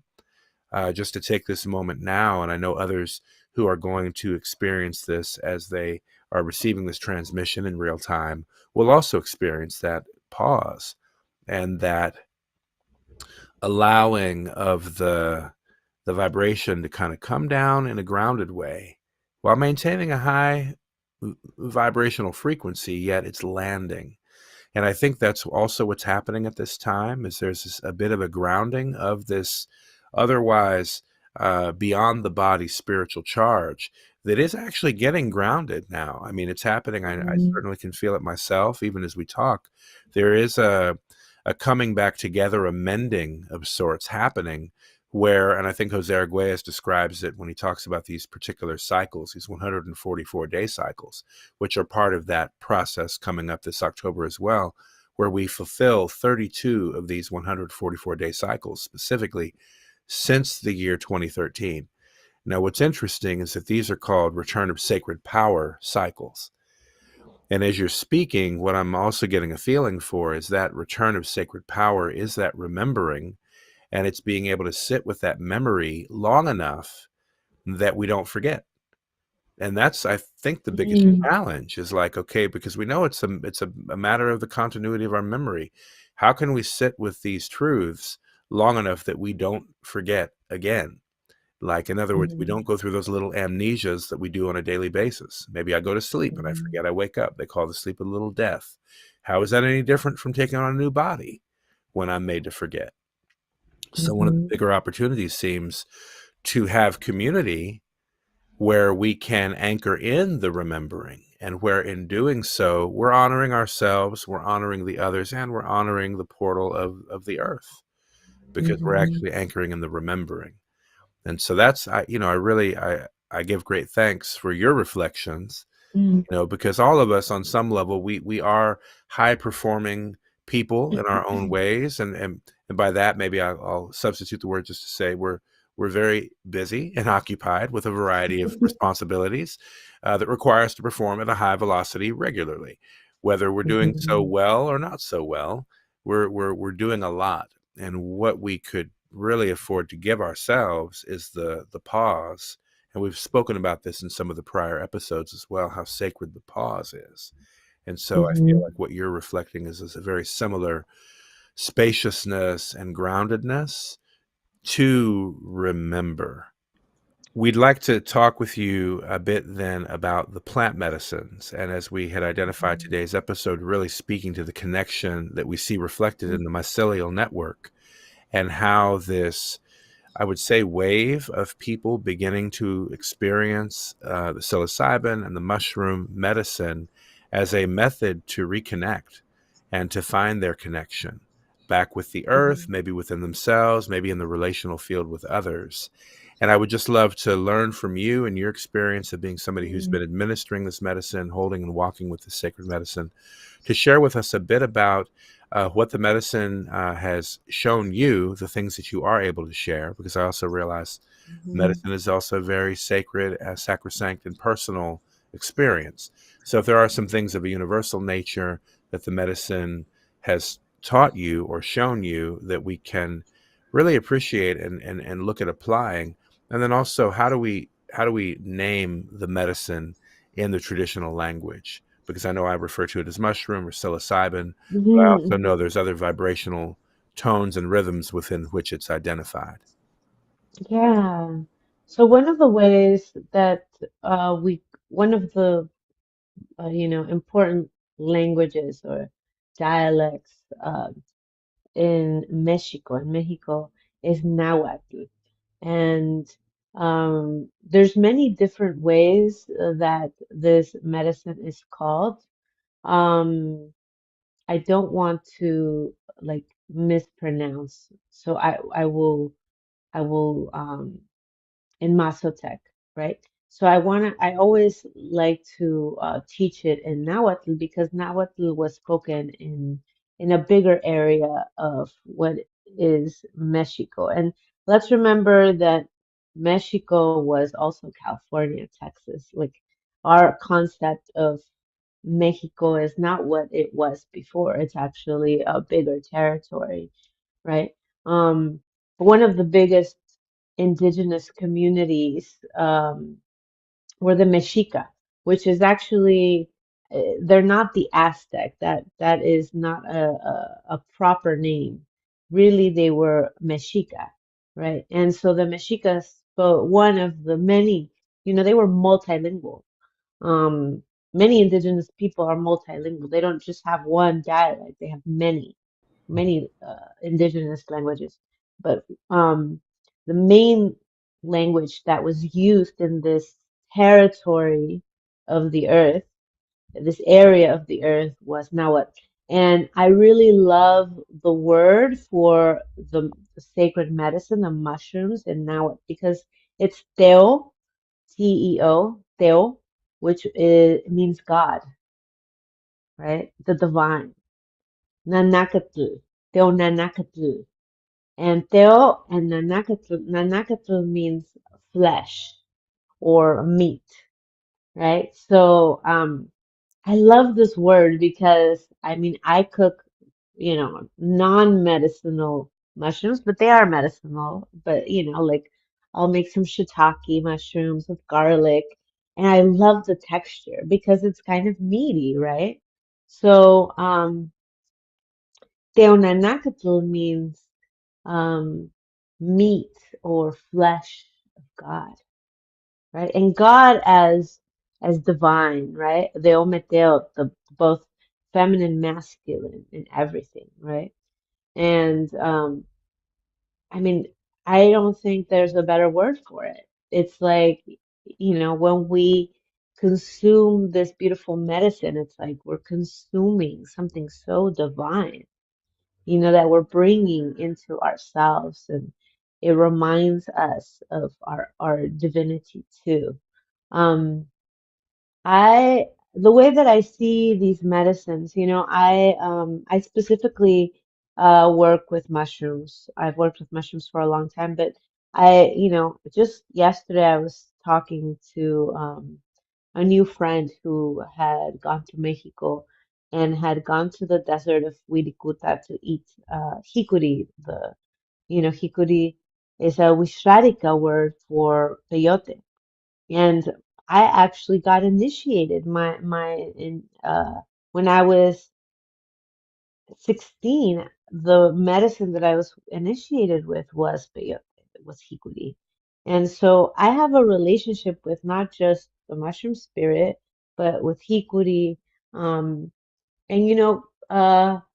one of the medicines that I think that is like it's been so to me heartbreaking, is that people have forgotten how sacred cannabis is as well, and how if used in ceremony could also be incredibly powerful, right? So to me, these medicines, these master teachers, really, I for a long time I didn't use the word psychedelics because I just never really liked it, and what it was tied to, you know. Which I didn't feel was always positive. I really like the word vision enhancers, vision enhancers. Like they help you, like here's our vision, and then they help us like, oh, enhance the vision that we already possess, right? And they're allies. And so you can walk in life by yourself and, like I'm independent. I can do it all on my own. But the truth of the matter is that that is not a truth. We are never alone. We are so incredibly supported every single second of our lives. And we are also given the opportunity. The earth is so kind, right? The earth is like, well, you can walk on your own, thinking you're on your own, or you can create a relationship with allies that are here, specifically here for your benefit, if you choose to do so with reverence, sacredness, and a lot of honoring, right? And so we get to choose. It's not everybody's path that they work with, fungi and plant medicine. Some people don't. Some people actually work with it, and then the ally takes them to another place when then they don't need to work with it anymore, right? Like so, I like to take the approach that one, it's a powerful ally, spiritual, physical, mental ally, right? And you get to choose what ally is for you and works better with you. Not every and I also like to say, because a lot of people think like, oh, so since you work with plant medicine, fungi, like then you probably like work with all the medicines. And I say, no, I've learned that there are certain medicines that are more like my allies than others. And maybe it's like when I'm 60, they will become my allies, or maybe never, right? So I don't believe that every single medicine, plant medicine, fungi medicine is for everybody. I think that we need to hear the call and see who we want to make our ally, who we want to work with, right? Um, but yeah, I mean, whew, the mushroom spirit is so powerful. You talk about the mycelium network. One of the things I really love that the mushroom spirit teaches us, even if it's not, you know, psychoactive, psychedelic, is that when a mushroom grows, we are seeing the fruiting body, right? But underneath is this whole like network. And ultimately, when we see mushrooms, we never see them grow like one by themselves. They always grow in community. So just by watching them grow, we learn that they are a medicine of the community. And I really believe that's why they've become so big at this juncture in time. Because really, what we are here, right? Like I said, like, so what are the three portals, right? I think as a humanity, not only individually, right? Like, okay, I've learned how to belong to myself. Now I'm belonging to others, like you said, becoming a father, right? Like, that's a next level belonging to others, belonging to the earth, right? So these three portals, it's like the one portal that we must enter to get to the third portal, right? Like it's they happen simultaneously, but also it's kind of like, you must enter belonging to yourself to really, really belong to others. Like if you don't love yourself, it's really hard to fully love another person, right? And if you don't belong to others, like if you cannot connect to other people and have healthy relationships, whew, it's really hard to have a relationship with plants, a relationship with animals, right? A relationship, right? Like others, right? Like how could if I can't have a relationship beyond just myself and my life and like what's going on over here, if I can't go like this and understand that I live with 8 billion other people right now in this reality that are also me, that I also belong to, it's it's very hard to understand that we belong to the earth. And so at this time, Teonanácatl is so powerful because it's like it wants us to like move through that portal of belonging to each other. It's like we're right there. We're right there. It's like we're like knocking at the door. So many of us, and some of us are like have have crossed over and we're belonging to the earth. We know that we belong. And we're just like hoping, like, come, see it. Come with us. Get on the bus you know like we can create a world that like is heaven on earth. Like I think we all know it, we all feel it, this desire in our bones.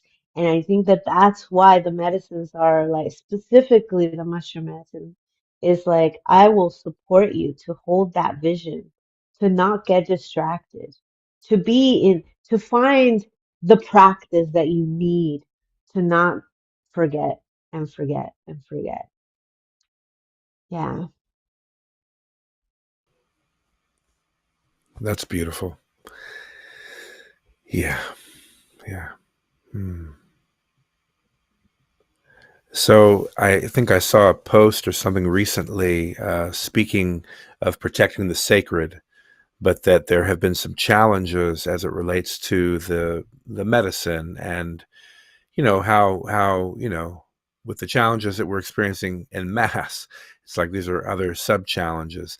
But I wanted to talk with you a bit about that and what others what others can do to also help hold space or support the assuring that the medicines can continue to be experienced here. I suppose maybe here is the context of that challenge, here being in the United States. But I'm just curious if there's anything to that end that you could speak to, and just ways in which other allies among the human family can be an allyship to your work and to those like yourself who, who are holding these spaces for all of us. Because obviously if you're challenged, then there's some impediments for maybe those medicines being accessible to others who are interested, who are resonant with what you're sharing. Yeah. I mean, there's so, like, that is a huge, I feel like I've given workshops that last 3 days just answering that question, Yeah. With the limited time that we have, I would say there's so many ways to support this vision, right? Like ultimately the vision is to decriminalize nature, right? Like not have it be a criminal act to be able to have access and use these medicines in an honorable ceremonial way, right? Um, we were hoping, I mean, I remember 5 years ago, I thought like it was going to be completely legal. Mushrooms were going to be completely legal in the US within, 3 years ago. I was like, oh, it's going to take 2 years. I just thought, like, I believe it's going to take 2 years and then it's going to be completely legal. What we're seeing right now in the US, who knows? I have no idea. Like, what's going to happen? Um, but what I do see is that um, it is important. It is important whether you are, you know, you're serving the medicine, right? To understand the level of um, knowledge that you have with it. Like it's one thing to support somebody with the medicine one-on-one. It's another thing to support people and big groups. Um, but I think that everybody needs to have an understanding that when somebody is going into a a deeper ceremony, higher dose of medicine, you really like you're you're doing like a spiritual surgery, So when you are working with someone, are they a surgeon? Like if I was about to have, my dad had heart surgery, like if I was about to have heart surgery, like who would I choose to support me with that? Would I choose somebody who has been doing heart surgery for a year? And prior to that, they had never done heart surgery, you know, um, or would I choose somebody that had been doing heart surgery for at least 10, 20 years, right? And that's what they dedicated their life to. So I think that that's really important. One is understand the level of healing that you're about to go into, right? Um, and what that means is that like the medicine is going to do its work, but you also need somebody to support you that can help you not only integrate but have a deeper understanding of that journey, you know.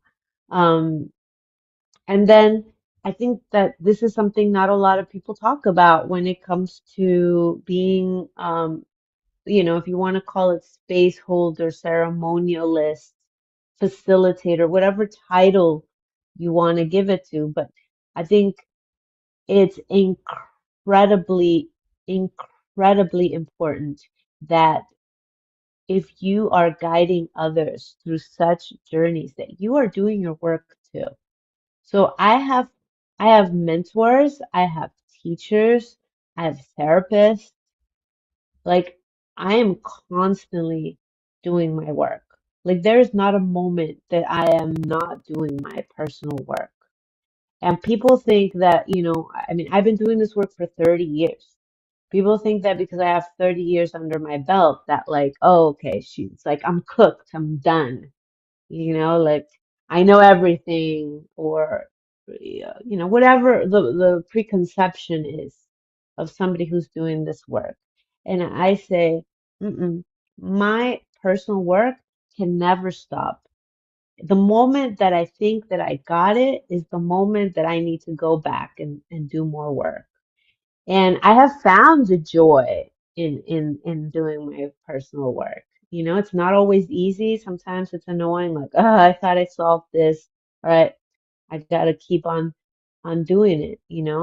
But if you are wanting to sit with the medicine, like make sure that those people that you are working with are doing their work.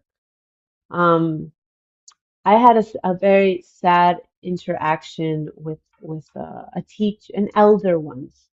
Um, I had noticed that they were getting into these kind of unhealthy patterns. They At the time they were 80, and I asked them like, maybe, do you have a therapist? This might be something that would be really good to like check in with, even though they themselves were, an elder, a teacher, a renowned teacher. And I remember they said, no, I've already done all that work. I don't need to do that work anymore. And at that moment, they were my greatest teacher of what not to do. Like at that moment, they were my greatest teacher because I realized like I don't ever want to be like that. I don't care if I'm 99, right? Like the moment that I think that like I don't need, to do my own work will be the moment that I become like not a I would say a healthy teacher to others, a healthy space holder, a healthy facilitator. So um if I am in my own way to answer that question, like how do we protect the sacredness of this medicine, is that it's like if you're going to be doing this work for others, because it's, you felt the call, the medicine maybe spoke to you, like you better be doing your work, sustain integrity. How many times have we seen teachers that instead of supporting these, they end up hurting others? How many times? And I think it's done. Like no more. And what it's going to take is people that are in these positions, ceremonialists, spiritual leaders. We all got to be doing our work. And if we're not, mm, look out. Like don't.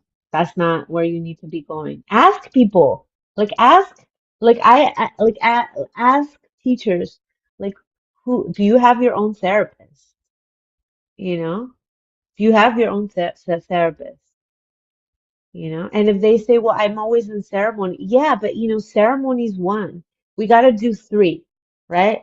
Ceremony, psychological, and physical. Like you can't just only do one. It's like you have to take care not only of your heart, you have to take care of your mind, to take care of your body. So yeah, that's how it was a long answer, but like I said, I teach this. It would take me like 3 days to really respond. But I think if those two major points I think are really important. You know, one is to understand that this is deep spiritual surgery. Make sure that you have a surgeon with great experience. And two, um, make sure that your surgeon has elders, mentors, therapists, other professionals who are supporting them so that they can support you in integrity. That's a very thorough answer, I would say, for sure. So thank you for giving us the synopsis of the bigger scope, but you definitely did a wonderful job of, I think, bringing that down to some simple approach. And this leads me, I guess, to the next aspect of just embodiment. And I think you just answered it essentially when you mentioned the psychological and the physical in addition to the ceremonial. Like, how do we, after engaging with the teacher, the medicine, the sacred medicines, how do we assure a greater embodiment, a more lasting embodiment? And again, I think you're answering it because the work is ongoing. So embodiment is not just something you want and done. It's a continual process, it seems, of checking in with self, with the others, with the earth, and also having those tried and true professionals and very well qualified supporters, a team for each of us. I mean, as you mentioned, for the teachers, but certainly something I'm imagining for us as individuals as we look at the integration of having a relationship with a sacred medicine like this and all that it provides. And then we get back into the loop of our lives. And so how do we keep that, or how do we deepen or more, I guess, coherently embody that? So, but you mentioned those three areas. Do you have anything you'd like to add on to that in terms of those are focus areas of the ceremonial, the psychological, and the physical towards the effective embodiment? Yeah, for me, it's the practice. I do about I used to only do it once a year, but now I'm doing it like 3 times a year. Because I've discovered that people really, I mean, I need it. It's like to have a spiritual practice. No matter how many ceremonies that you go to or you do, therapy or whatever it is that you're doing, right? Like that is great. I'm so happy that we're doing that. But to be in the practice, like what kind of practice are you doing every day? What spiritual practice are we doing every day? Right now, like you spoke about, this um like forgetting, right? Whew, it's so strong now. I feel like it's like the remembering is really strong, but also the forgetting is really strong, right? And the way that the forgetting has been showing up, I've really been noticing it because um I noticed. So every night I have a practice, right? And in my practice, I visualize like what I want to create, right? Like I go into visualization. And I've noticed that I start a visualization and now I'm thinking about, something that else that happened through the day, a movie I watched, something I saw on social media. And the other day, I think it was like 2 days ago, I caught myself and I was like, wow, my focus. I've been so unfocused. What's going on? Right? Like I really noticed it in my lack of focus. And I realized I was like, oh wow. Okay. What is happening right now in the world is a war, but it's a war for our attention. It really is. It's like, what are you going to be putting your attention towards? Right? And so it's like when I say a war for your attention, meaning like, so why are wars fought? Right? It's like, okay, I want this. You're not giving it to me. Therefore, I'm going to fight a war to attain it by force and violence, right? So what's happening when we're scrolling on social media? It's like, I mean, I don't think we've ever, at least in my generation, right? Maybe my father's generation is a different story, but even then, right? But like, I don't think that we've ever in our generation have scrolled through like seeing like the most horrific acts of humanity and then like a new recipe uh for some new lemon pie. And then next, a kitty that is playing with a yarn. And then next, uh, something other like horrific happening. And it's like, that itself is violence to our system. So, but why? Why is this war being fought for our attention? Well, because we must remember, like we are so divine. So whatever we put our attention to grows.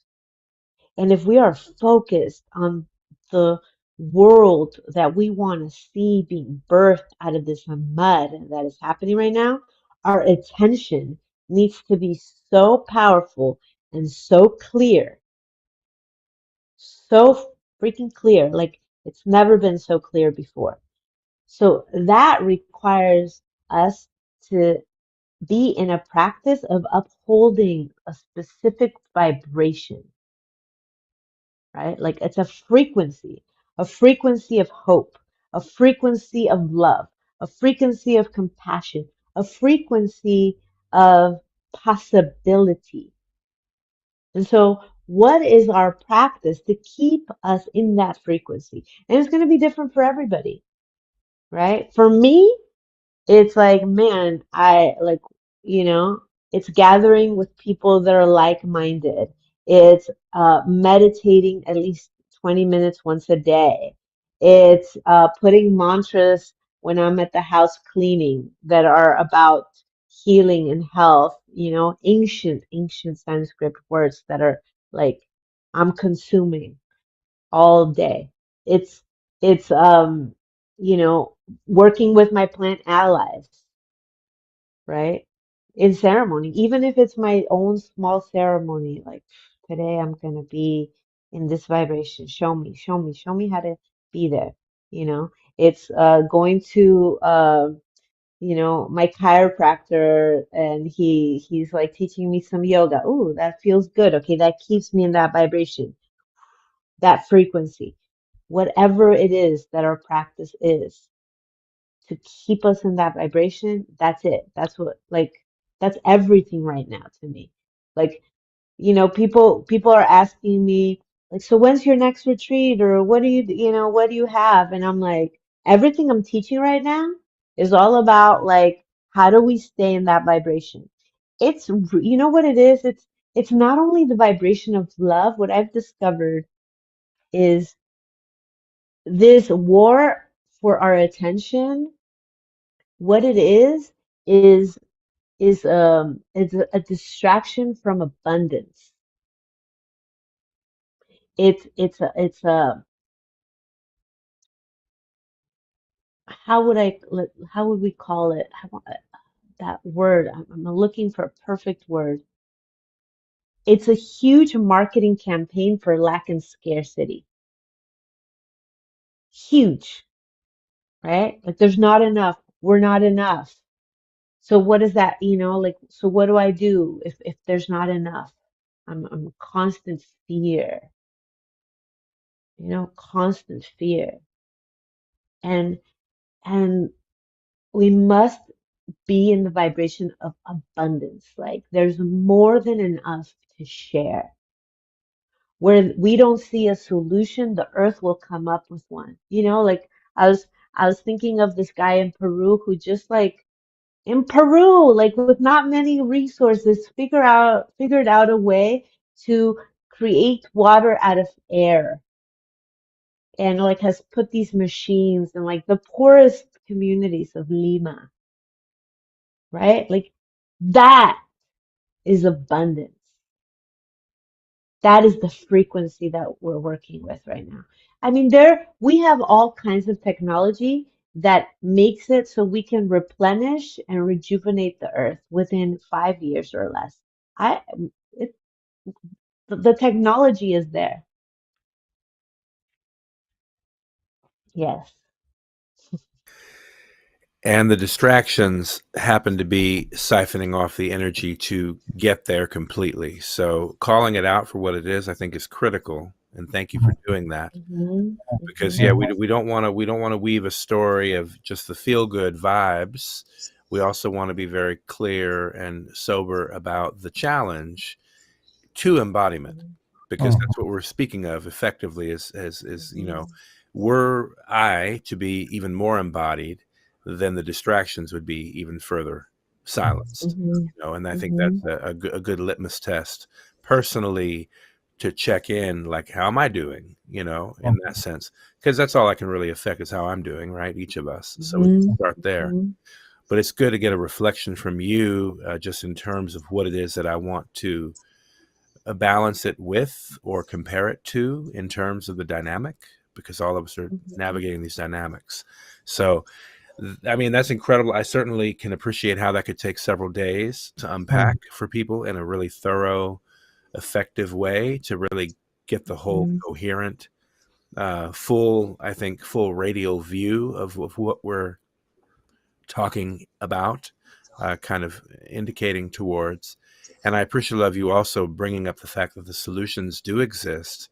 They're right here. And we, have uh, only to keep with the practice and keep with entering those portals you mentioned at the top to be able to come together in those solutions. Because also with the solution, it seems we have to be able to unify and go beyond also some of the boundaries that have been um, put upon us, and said, oh, this is who you are, where you're from. This is the boundary of where you can go and what you can achieve based upon a certain fiction. And we're at that time where that fiction is also dissolving before our very eyes. But in it dissolving, we're also seeing it try to throw as much as it can at us. Misery loves company. So the things that have reached their expiration, and knowingly so, don't want to go down alone. They want to try to take everybody else who's here on a other trajectory, and a trajectory of abundance and unity, away from their focus, perhaps, or find other ways to Hmm. divide, and as a result conquer, which has been the similar song for multiple centuries. Though we can also celebrate, I would say, in this moment, and just take heart in knowing that we're witnessing something phenomenal, unlike anything we've seen before, and we're literally right in the middle of it. And so, Hmm. being that we're having this conversation from right within it, I'm also heartened to know, okay, we're making conscious, we're having this conversation in the middle of it. Like, that's huge, the fact that this is even happening in the mix. And so my prayer is that others like myself, as I get the chance to watch this again and again, will take heart in the wisdom that you've been sharing with us in this very small, window of opportunity, compared to how people may want to take time and sit with you as a teacher in the future, because I know you are still offering your Hmm. workshops, you're still teaching actively. And I want Hmm. to encourage people to visit your website, which we have the Hmm. link for in the description, for people to find out more about your work, as well as your Instagram account, so they can follow you, and find out how to connect with you for those that resonate with it and want to learn more. And is there anything else you'd like to offer people who do want to follow up and are interested in learning more with you? Anything Yeah. else you might offer? Yeah, thank you. Yeah, we have a workshop coming up. It's called Wealthy, like WELLC. Because of what I was speaking about, the vibration of abundance is so important right now, and that's what this workshop is about. So, yeah, it'll be I'll send you the links and you can put them there. It's very affordable for those folks that want to join. And yeah, just what a pleasure to be here. Thank you so much. I love these conversations. They're so much fun for me. They're reminders too, right? It's like every time we have these conversations, it's like, oh yeah, reminder, reminder, reminder. Yeah. I think that that's really why I'm a teacher, because I'm constantly reminding myself. It's a beautiful, beautiful thing. I also want to make sure we encourage you to hold space with us all as we near this golden intersection of timelines this coming October. As we mentioned, the Gregorian calendar, for example, is completing a total of 443 years. It's a long time. Mm, What's more is numerically, and this is where the magic is, its day count is reaching a sum of 161,803 days on October 15th. That's a fractal reflection of what's called the golden ratio. So that's mhm, the fingerprint of God. It's in everything. mhm, It's in all creation. And we've learned it's also in these timelines. It literally shows up mm, with mathematical frequency and constant in these timelines, every single one of them. So the Maya codis, the Zolkin, the traditional Zolkin, reaches 160 and 161 mhm, in that timing, and then you have the galactic frequency, which reaches 204 and 205, and then if you look at the difference between them, it's 104, which when we look at the factoring of these codes, we do what's called the universal cosmic time of the two, the galactic and the traditional Zolkin. And what that reveals in this case will be Kin 104, which happened to be yesterday. So mm, we're literally in the frequency of that. So what that also tells us specifically is that as of today, we're 99 days away until this very significant intersection. So it's a very mm, beautiful window within which to really, celebrate with each other. And we're going to want to keep up with what you're doing and how we can be of support of that.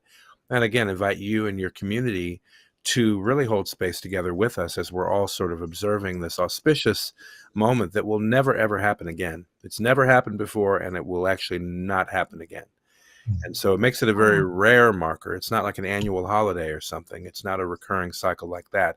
It's literally a weaving, a golden thread that is actually letting itself be known in a very Mhm, particular way to say, hey, the higher world's got this. Mother Earth got this. Now you can get this too. Just be still and receive. Like get into your heart, mm, to nature, be present because it's about to be an elevation like you've never ever before experienced. And I think that's why all this medicine's coming through now, as you said as well. The teachers are showing up so we can get as oriented to the truth of who we are as possible, so as not to bring through any of that noise that was never us to begin with. It's like going mhm, through the eye of a needle, so to speak. So I know I'm learning daily what else I need to clear my field of and release, completely and succinctly, so that I'm not bringing mhm, any of that because it's not allowed. It's actually not allowed through. mm, So we better just be good about the business of setting it down, and however we can through the interaction with our medicines to get a proper reminder and reorientation to who we truly are, or whatever other method or practice people are engaging, where we're absolutely encouraging that, getting into nature, getting into the heart, and being in that presence with the whole presence. So thank you for being certainly a grounding in a mm, major, major way, and particularly to do it here in the Tongva Valley region in Los Angeles County, in this important space on Earth, Mexico, what it truly is, and to who all the people who relate to this land. We know that we're coming to a new resonant frequency of aliveness and remembering. And that's mm, part of the celebration. Even in the midst of all these other efforts to distract and divide and violently prevent us or, harvest our attention, as you've been mentioning, it's definitely that attention challenge is where we're going to put our energy. But you've definitely given us some beautiful, beautiful insights, I feel, and instruction, I'll say, and reminders and gentle encouragement for how we can can approach these coming months, because we're in it, like I said, 99 days from today. We're going to be hitting that golden intersection of timelines. And we look forward to connecting with you on the other side of that too, because I know it's going to be in the spirit of abundance and the things that we've been mentioning, and some of what I mentioned off air before we talked.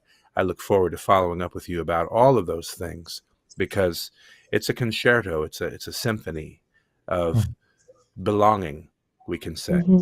Really and truly. So thank you for who you are and how you're showing up. And Rubén, I'd love to offer any closing remarks as well.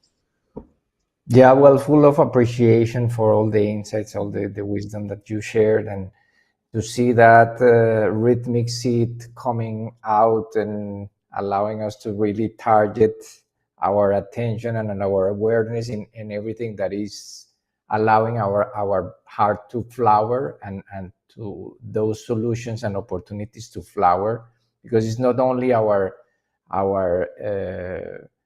outer technologies, it's the inner technologies that we need to really start to develop, and you are such an embodiment of that. So thank you so much for being that beautiful expression of the rhythmic seed that is like we can really feel that embodiment and that energy in everything you share. So thank you so much for your wisdom and for your service, and we really hope we trust that we are going to meet soon in the flesh and be able to share more. Absolutely. Yes. Absolutely. So thank you, Rhythmic Seed, wrapping up this Rhythmic Storm year. It's a beautiful frequency match for what you're doing and all that you've been doing and holding. So we honor that, and we give great thanks for you. Thank you. Thank you so much. In Lakesh. Lakesh.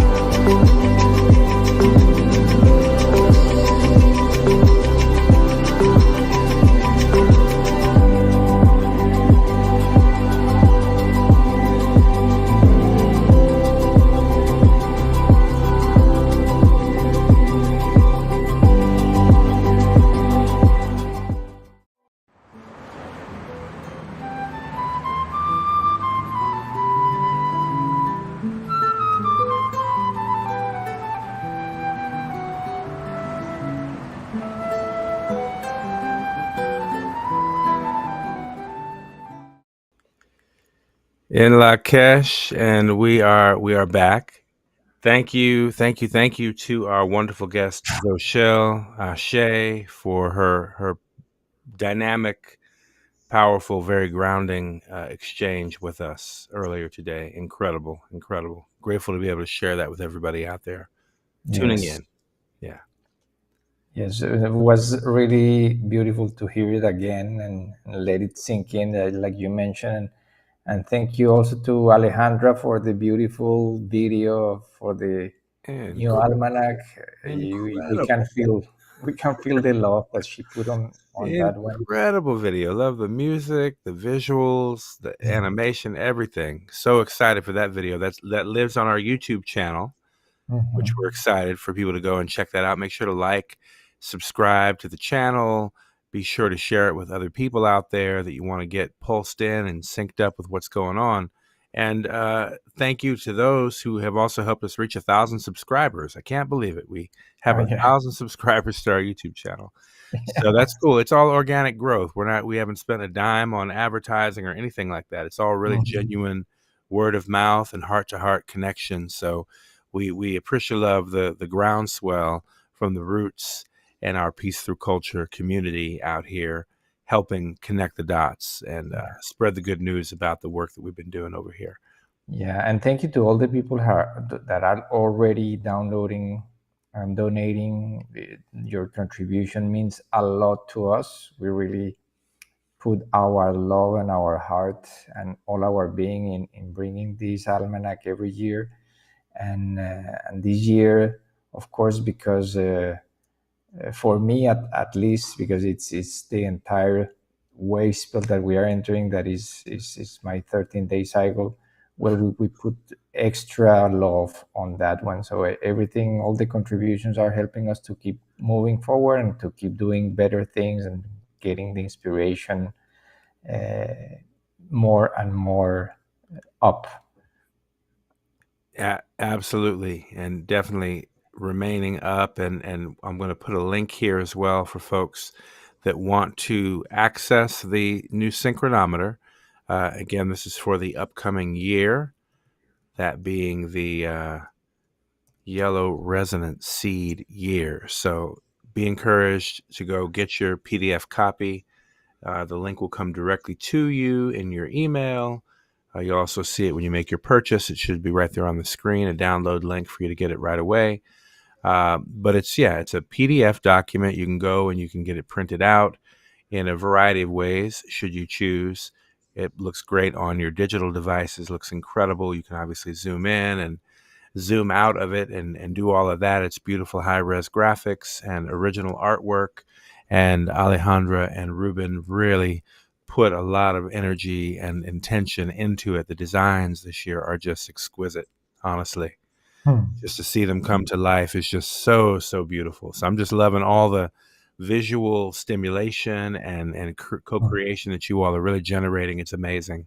And so people will certainly be inspired to be even more creative as they go and they see the new synchronometer and connect with that video again on our YouTube channel at the Harmonic Factor. We are excited to grow beyond 1,000 now, and we have some things just to put on the dashboard, so to speak, right now for your attention. I hear my son in the background; he's letting his voice be heard.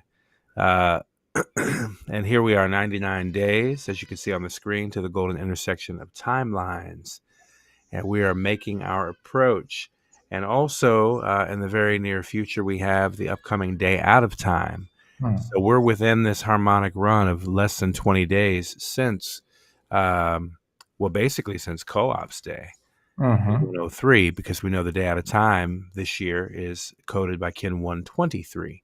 So literally a harmonic run between the two of them. I think that's a beautiful synchronization. And so making that conscious, we're encouraging people wherever you are in the world, connect with others and celebrate global peace through culture. Come together and celebrate the day out of time. It's that day of universal forgiveness before the new 13 moon year begins.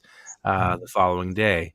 And these dates always coincide with the Gregorian dates of July 25th for the day out of time and July 26th for the start day of the new 13 moon year. It's referred to as magnetic moon day 1 in the synchronometer.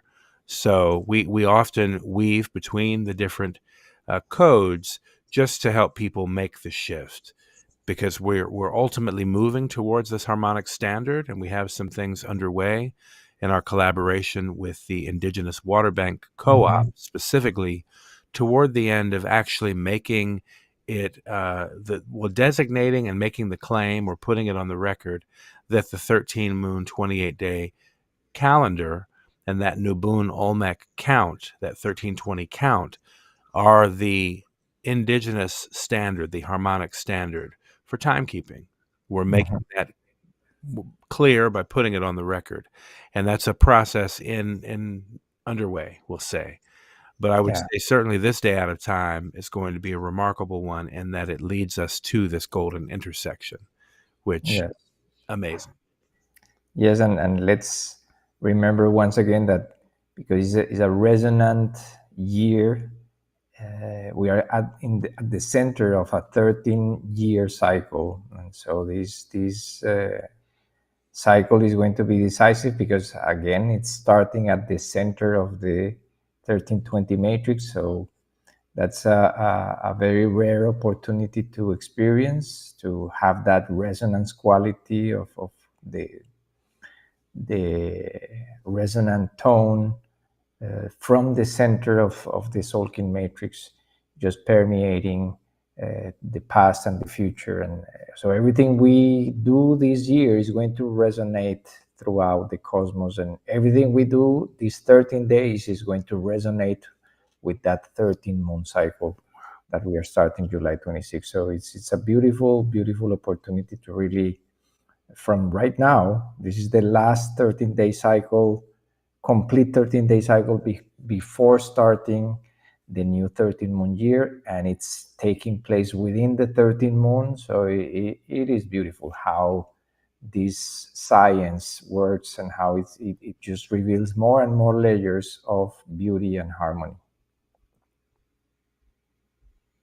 And of course, we are inviting everyone who is in that resonance field to come with us to Palenque. It's going to be October 10 to 17. We're going to be 7 days from Kin 200, the yellow overtone sun, to Kin 207, the blue crystal hand, when we were, that's the same energy of December 21st, 2012. So we are going to be sharing wisdom, sharing experiences, sharing art, culture, music, and the beauty of the natural space that we have, and of course the archaeological area, the temples. So we're inviting everyone to just feel in your heart if you are being called to go. These are 3 options of accommodation, but this is only like optional.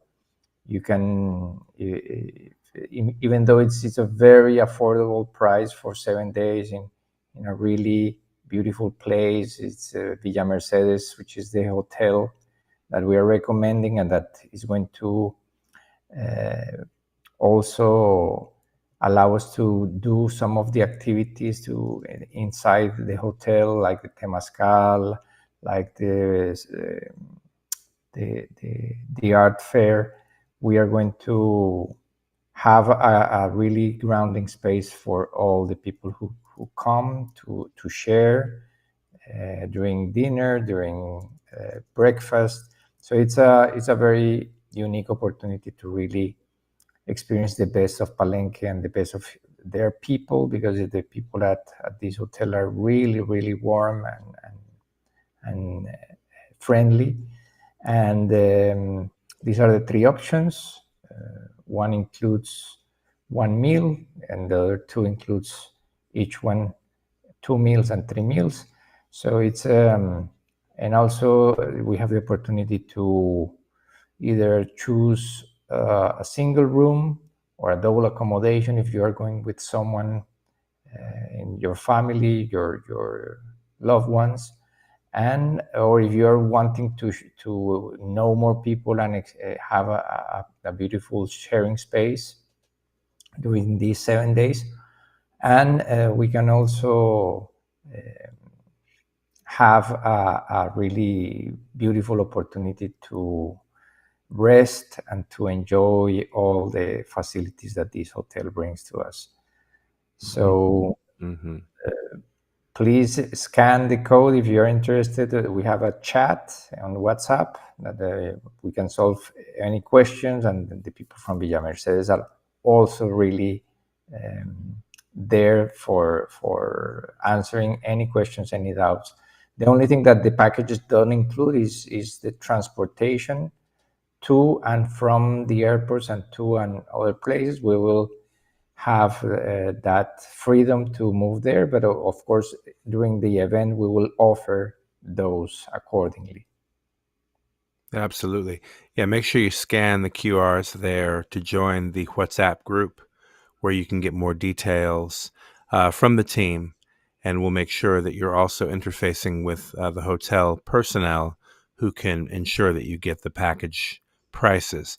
They're not available on the website, for example, so the only way to get these particular package deals is through the WhatsApp group for this event.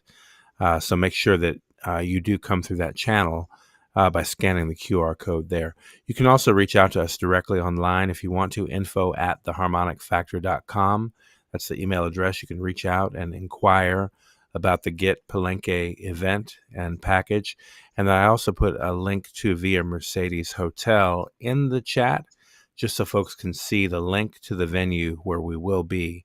But again, you're not going to be able to acquire the packages from the hotel website. You'll have to go through the WhatsApp group and the coordination with our team to do that. I just wanted to make sure everybody could see it if they want to have a look at it.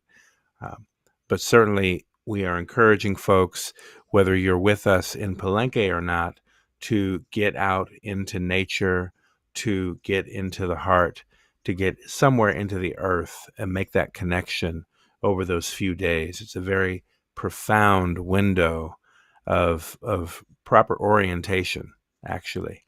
It just seems like a very, very, I mean, words honestly don't quite do it justice, but you've been rocking with us here long enough to know it's a significant occurrence that is forthcoming on those dates, October 14th and 15th, preceded by Indigenous Peoples Day observed in Turtle Island, North America, on the 13th of October, and Dia de las Razas on the 12th.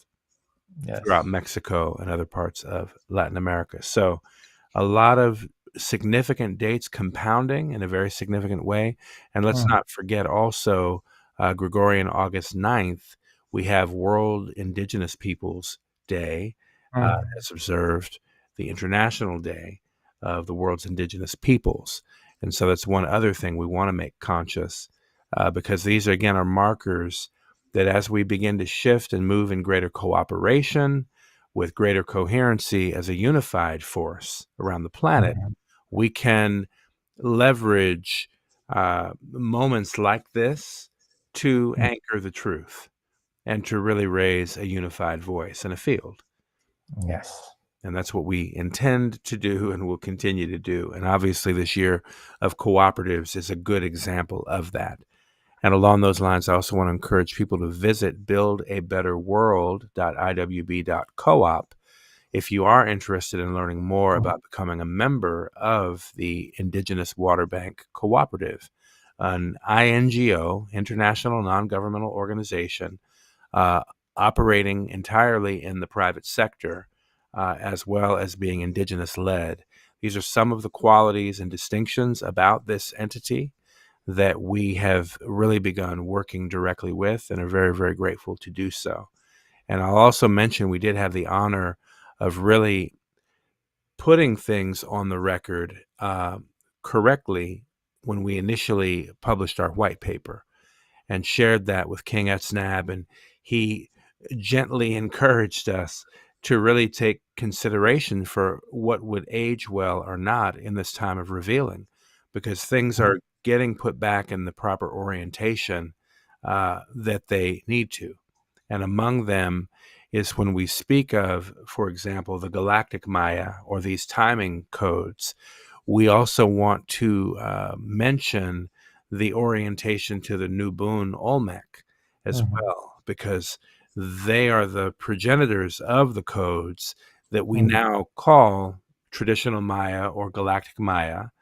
And as far as the attribution, we want to make sure that we also give proper veneration to the fuller spectrum of the story, because when we talk about getting in right alignment with the mother culture, this is a good example of that. And one thing we want to be grounded in and very coherent about is to ensure that we're making sure people really start to get the proper orientation, and that we can expand the consciousness and the heart of humanity to remember the origin, to remember the source. And that's a part of the space we want to hold as we move closer to this golden intersection of timelines. It's very important. And also around that, we encourage people to read the white paper. Amazing. And it's in the preface where we go into some detail, not extensive detail, but just enough to give proper acknowledgement to the origin and source, the mother culture in this context. It's very, very significant to us. So thank you all. And I think if there is one thing to ask and recommend is that people do sign and share this open petition for the Calendar Referendum Initiative. They can find links to it both by scanning the screen right here and go directly to the petition. They can also find it through buildabetterworld.iwb.coop, and they can also find it on the harmonicfactor.com. So we want to make sure that this petition gets out as far and wide as possible over the next few months, that we can reach the number, and we hold the intention for it, 144,000 signees by the October 14, 2025 date. And the significance to us is the petition was launched originally 9 years ago on October 14th, 2016.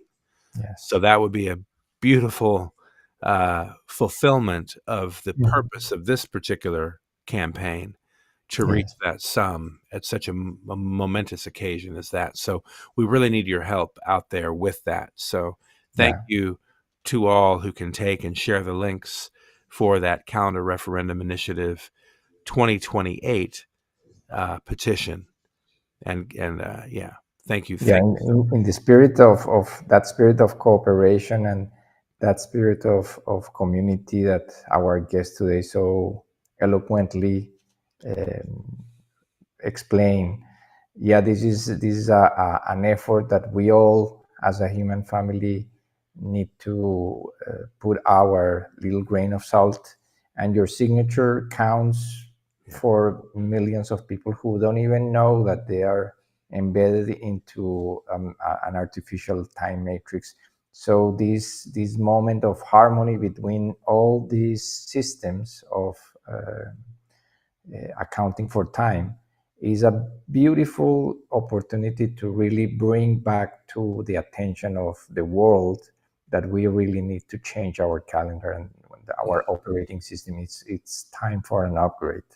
And absolutely, we give thanks to the Indigenous Water Bank for allowing us to put this at the United Nations and bring it to the forum, so that it is recognized, because not many people can have the full awareness of what this entails and what it represents for Indigenous peoples of all over the world.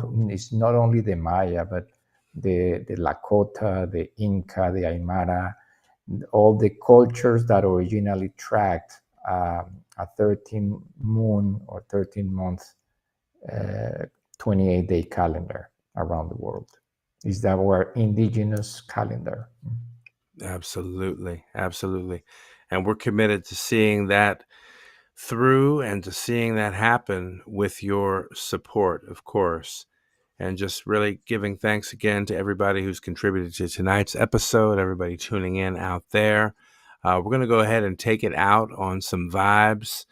We mentioned King Etznab. we have the anthem, and I don't want to miss a moment to play that anthem, New Paradigm, because that song is written with us in heart and mind. And so I feel like it's our very own. And so we share that with great pride and gratitude as we wrap up this powerful episode of the Galactic Spin Podcast. Peace and blessings to everyone out there who's been tuning in and staying tuned and staying the course with us, helping spread the word. We'll be back with episode 41 in 7 days' time. Amazing. As we're in the second to last heptad of this profound cosmic moon of the blue rhythmic storm year, as we wrap up this perfect storm as it is, and we leverage it for the greater good and the higher harmony. But thank you to everybody out there tuning in and staying tuned. Give thanks to you, dear brother Kin 113, for your steadfast presence and amazing creative application. Big up to Alejandra for all her support and holding it down in the background. And the same with Ishel and all that incredible creative output and divine wisdom, and for all of her booking magic, bringing our guest Xóchitl into the episode this evening. So big up, respect to everybody out there. Let's continue to build a better world together, y'all. This is what we're here for. This is exactly what we're coded to fulfill. So if you can be down with that, you can get down with that. We got a lot to do. All right. We'll tune in with y'all next episode. In Lakesh. From the gates of heaven. Yeah, call it the soundtrack.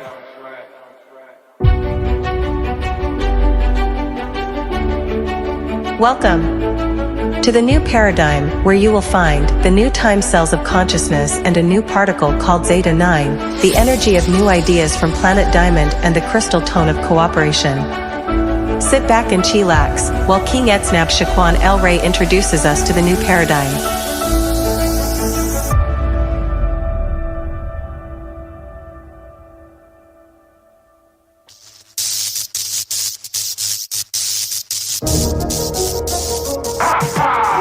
Build a better world.iwb.coop. UN DRIP, United Nations Declaration on the Rights of Indigenous Peoples, and the International Year of Cooperatives merge as one in the new paradigm on the planet. Rap God royalty, high resonance era. Let's go. Right, go to intersection of galactic timeline, where the calendars converge in a new paradigm. Time to align with the time calculation, calculated in quantum, to unify the nations, cleansing the tribes and the ancient empires established by the Olmecs long before the Maya. Prior to Kemet and more runs and the Hebrews, the newborns established great mystery schools. From the Hall of Mirrors, truth prairie of the endless, written in the stars and the tablets, the ephemeris. Written in the stars and the tablets, the ephemeral. Written in the stars and the tablets, the ephemeris. Nicholas Copernicus and Nikolai Tesla studied the Atlantis like the Shiites in Mecca. King still fresher than a baby out the womb, from the royal peacock or the 13 moons. Royal P from the cock, SIP, excelente. The new paradigm, and King is just insane. New age, new wave, a new paradigm. Planets align with rhymes that's on time. New king, new thing, a new god. Going so hard they seem like the Debarge. New era, new phase, a new lead. Zeta 9 quantum on these high-rising streets. New time cells of the conscious of the mind. In the new world, the new paradigm. Yeah, a calendar change and a change of the system. Return of the co-ops and indigenous wisdom. With lyricism and bars like a barcode. I got more bars than the British bar hole. From the North Node is the white crystal mirror. Kin 38 that make the earthquake. Hurricanes and tornadoes spiral like the radio plasma, spinning faster than disaster. Sighted by NASA and detected by AI. The Superman Ray Guy, the Superman Stay Fly. Black superhero, the return of the Jedi. Crystal skull crown, jewels of the amethyst. Picture painted on the newborn canvases. From Atlantis to the depths of the Yucatan. Original man with the original strand, taking a stand on indigenous land. New age, new wave, a new paradigm. Planets align with rhymes that's on time. New king, new thing, a new god. Going so hard they seem like the Debarge. New era, new phase, Zeta 9 quantum on these high-rising streets. New time cells of the conscious of the mind. In the new world, the new paradigm.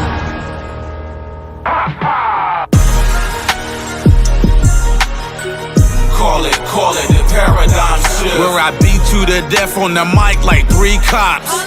Call it the paradigm shift. So get your bars up, boy, like a bench press. Call it the paradigm shift. Like a Calvoton to elect a nun. Call it the paradigm shift. Into the university of the universe.